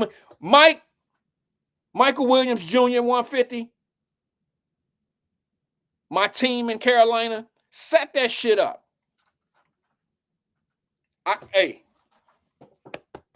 Set it up. That's grown man shit right there. Set it up. Set it up. You know how I knew that shit was gonna be crazy? Now this is me just. You know how I knew that shit was gonna be crazy, Denise? Because they both had on cheap ass shorts. Both of them had on shorts made by Tidal. You know, okay. For insiders, Tidal is a company that's been around for a long time where you just buy regular shit out of the catalog. It's like the JCPenney catalog of the fight world. Where me, who design things for the big fighters and the shorts and the outfits and the corner gear, you know what I'm saying? Are the fly shit, that's what we do. These dudes had on some JCPenney catalog ass shorts. So I knew the shit was gonna be crazy. They had on Tidal shorts. Like they ordered them a few days before the fight and put shit. Let's order a pair of red ones and a pair of white ones. That's what they did. I need 6 weeks, probably 4. Set it up. Where Roy? Set that shit up, Roy. But I'm not big enough. I'm not a big enough name. And if I knock him out, it ain't gonna matter. I think I'll get a hell of a lot of views and a lot of praise from them dudes, because there's a lot of dudes he ain't gonna get in that ring with. because he can't take that mace and that police stick in there with him. And once you sign a contract to go in the ring and y'all can throw blows, the FBI or the police can't save your ass in there. You know what I'm saying? You on your own. But it was entertaining. I seen two dudes that didn't have no business in the ring. I seen the clips. I didn't watch the whole fight. It was no way in the world. I wasn't even trying to find the fight. I knew that fight was gonna find me. You feel me? Like I knew there was no reason for me to be looking on any type of platform looking for the Zone or HBO shows. I was not even looking for that fight. I knew pretty much how it was gonna turn out. And yeah. I'm only kidding about fighting the dude. I would if it came to me, but I'm just saying. I'm old. I can't do that shit. All right. I can't do that. But for him, oh man, if I fought Charleston White in a two minute 3-round fight, our viewership would go from from 1,000 to thousands on top of thousands. You know why? Because it would be so many people that would be like, I don't know this Wyatt dude, but I sure hope he beat his ass. I'm talking about the streets. Yeah, the streets would be saying that shit because there's so many people that want to get him. It's so many people. I'm talking about gangsters. They want to get him real bad. I'm not the one. I like Charleston White. That brother talk real. He's been able to do it like no one else. And what I mean by that, and then I'm going to go. He's been able to tell the truth by insulting y'all heroes, the most degrading, low-level, worst people for your community, poverty pimp, all that shit. He's been able to use all of them to be able to get the truth out and make the truth real. Like, he's been able to bring it to your attention. Now, a lot of people don't want to validate what he's done. A lot of people don't want to agree to the things that he say. They don't want to agree to it because it would knock down a whole lot of other boundaries that you just don't want the truth to. You don't want Charleston White say some real shit. Here's the thing. Charleston White has said things knowing what he's triggering. He knows what he's triggering. And what I mean by that is this. He used to be an activist in his community. But you know what he said? When I came in there with the bow tie, with the tie on and the jacket and the shirt, and I was the good guy, nobody would hear me. No one was listening. Boy, do I know how that feel. Boy, do I know how that feel. He said, as soon as I turned into the dirty motherfucker that everybody wanted me to be or everybody loved, as soon as I turned into that and turned on to the guys that they love the most, that's when I start getting the most traction. That's when I start becoming who I am to this day. That's when I start getting money. When I turned into a dirty, low-down, dirty motherfucker and said, fuck somebody's mama, all this old nasty shit he would say. That's when our community paid him the most attention. Isn't that crazy? That you got to be evil for people to pay attention to you. You can't be a Mr. Goodbar. You can't be somebody with a nice suit on and a tie and try to steer your community in the right direction by trying to tell them King Von and them, fuck his mama too. You got to be that type of dude to be respected in our culture. You can't be, it's just like now they don't dog me the way they dog him because I don't say doggish type shit. But your radio people don't fuck with me. And the reason why they don't fuck with me is because I can see through the bullshit. They don't tell me what I've ever said that they would be like, I can prove him wrong that what he's saying is wrong. They don't fuck with me because of the shit that I say might make some sense. And it might not calculate to the shit that they be talking about. That's the truth. That's just the truth. And it don't mean I'm right. Just prove me wrong. See, a lot of people would just not pay you any attention. That's the easy way of proving someone wrong. Don't give him no traction. Don't pay him no attention. He'll fade to black. That's not always the case. Yeah, I mean, one of the reasons why I don't go over there and say anything, talk, or put comments in the screen, I don't even go over there, period. But every once in a while, somebody will tag me. Like Simba. You know, there's some people that put my name over there and it'll come up on my phone. And then once I see where it come from, I'm not even interested. Because they ain't talking about nothing. They ain't saying shit, okay? They ain't telling me nothing. Or they making up something to fit a certain narrative, and I can't. That's just I'm busy. I got shit going. I got something to do. But the truth of the matter is, man, listen, like I said, there's validation. A lot of people need validation from what they believe in. They need validation, and their validation is group thinking. It's a group think. It's a group thinking process. People that think the same usually live the same. And those that don't live like them, let's just say you get a well-to-do black guy and he's happened to be involved in some of those conversations. You can guilt trip him. You can make him feel like he's out of touch when in fact he's done everything in the world right. He raises a family. He got a wife. He got dogs and children and all this old shit. He's doing everything in life right. He can listen to certain people because it's a group thinking people. It's a group of people that think the same, and they can make him feel like an outcast. You're out of touch. You're out of touch because you don't run from the police. See, if you understood how important it was to run from the police, because if you don't run from the police, they will grab you, throw you down, and they will kill you because they hunting black people out here. They would make a man that live in the suburbs who ain't never been about that life. They'll make him believe that's how the shit really go. I'm from that, and I'm telling you right now, that ain't how shit go. And they can't stand that. See, I got to be, they want you to believe, they want you to think that I'm from somewhere other than where I'm from. I'm not easily manipulated, nor am I easily fooled about how shit go on in these streets. I've been out there. I know what it is. I know the choices that you have to make in order for certain shit to happen to you. It's funny how they can create a narrative and roll a snowball roll. Denise Davis, you know what I'm talking about? They can roll a snowball and it'll escalate, it'll continuously grow and grow and grow with the nonsense and bullshit. They'll say something, and I don't mean to be disrespectful, but they'll say that the cop just shot that boy. Meanwhile, it's been 6 shootings in the last 5 days, and they all fall in the category of this young man age group.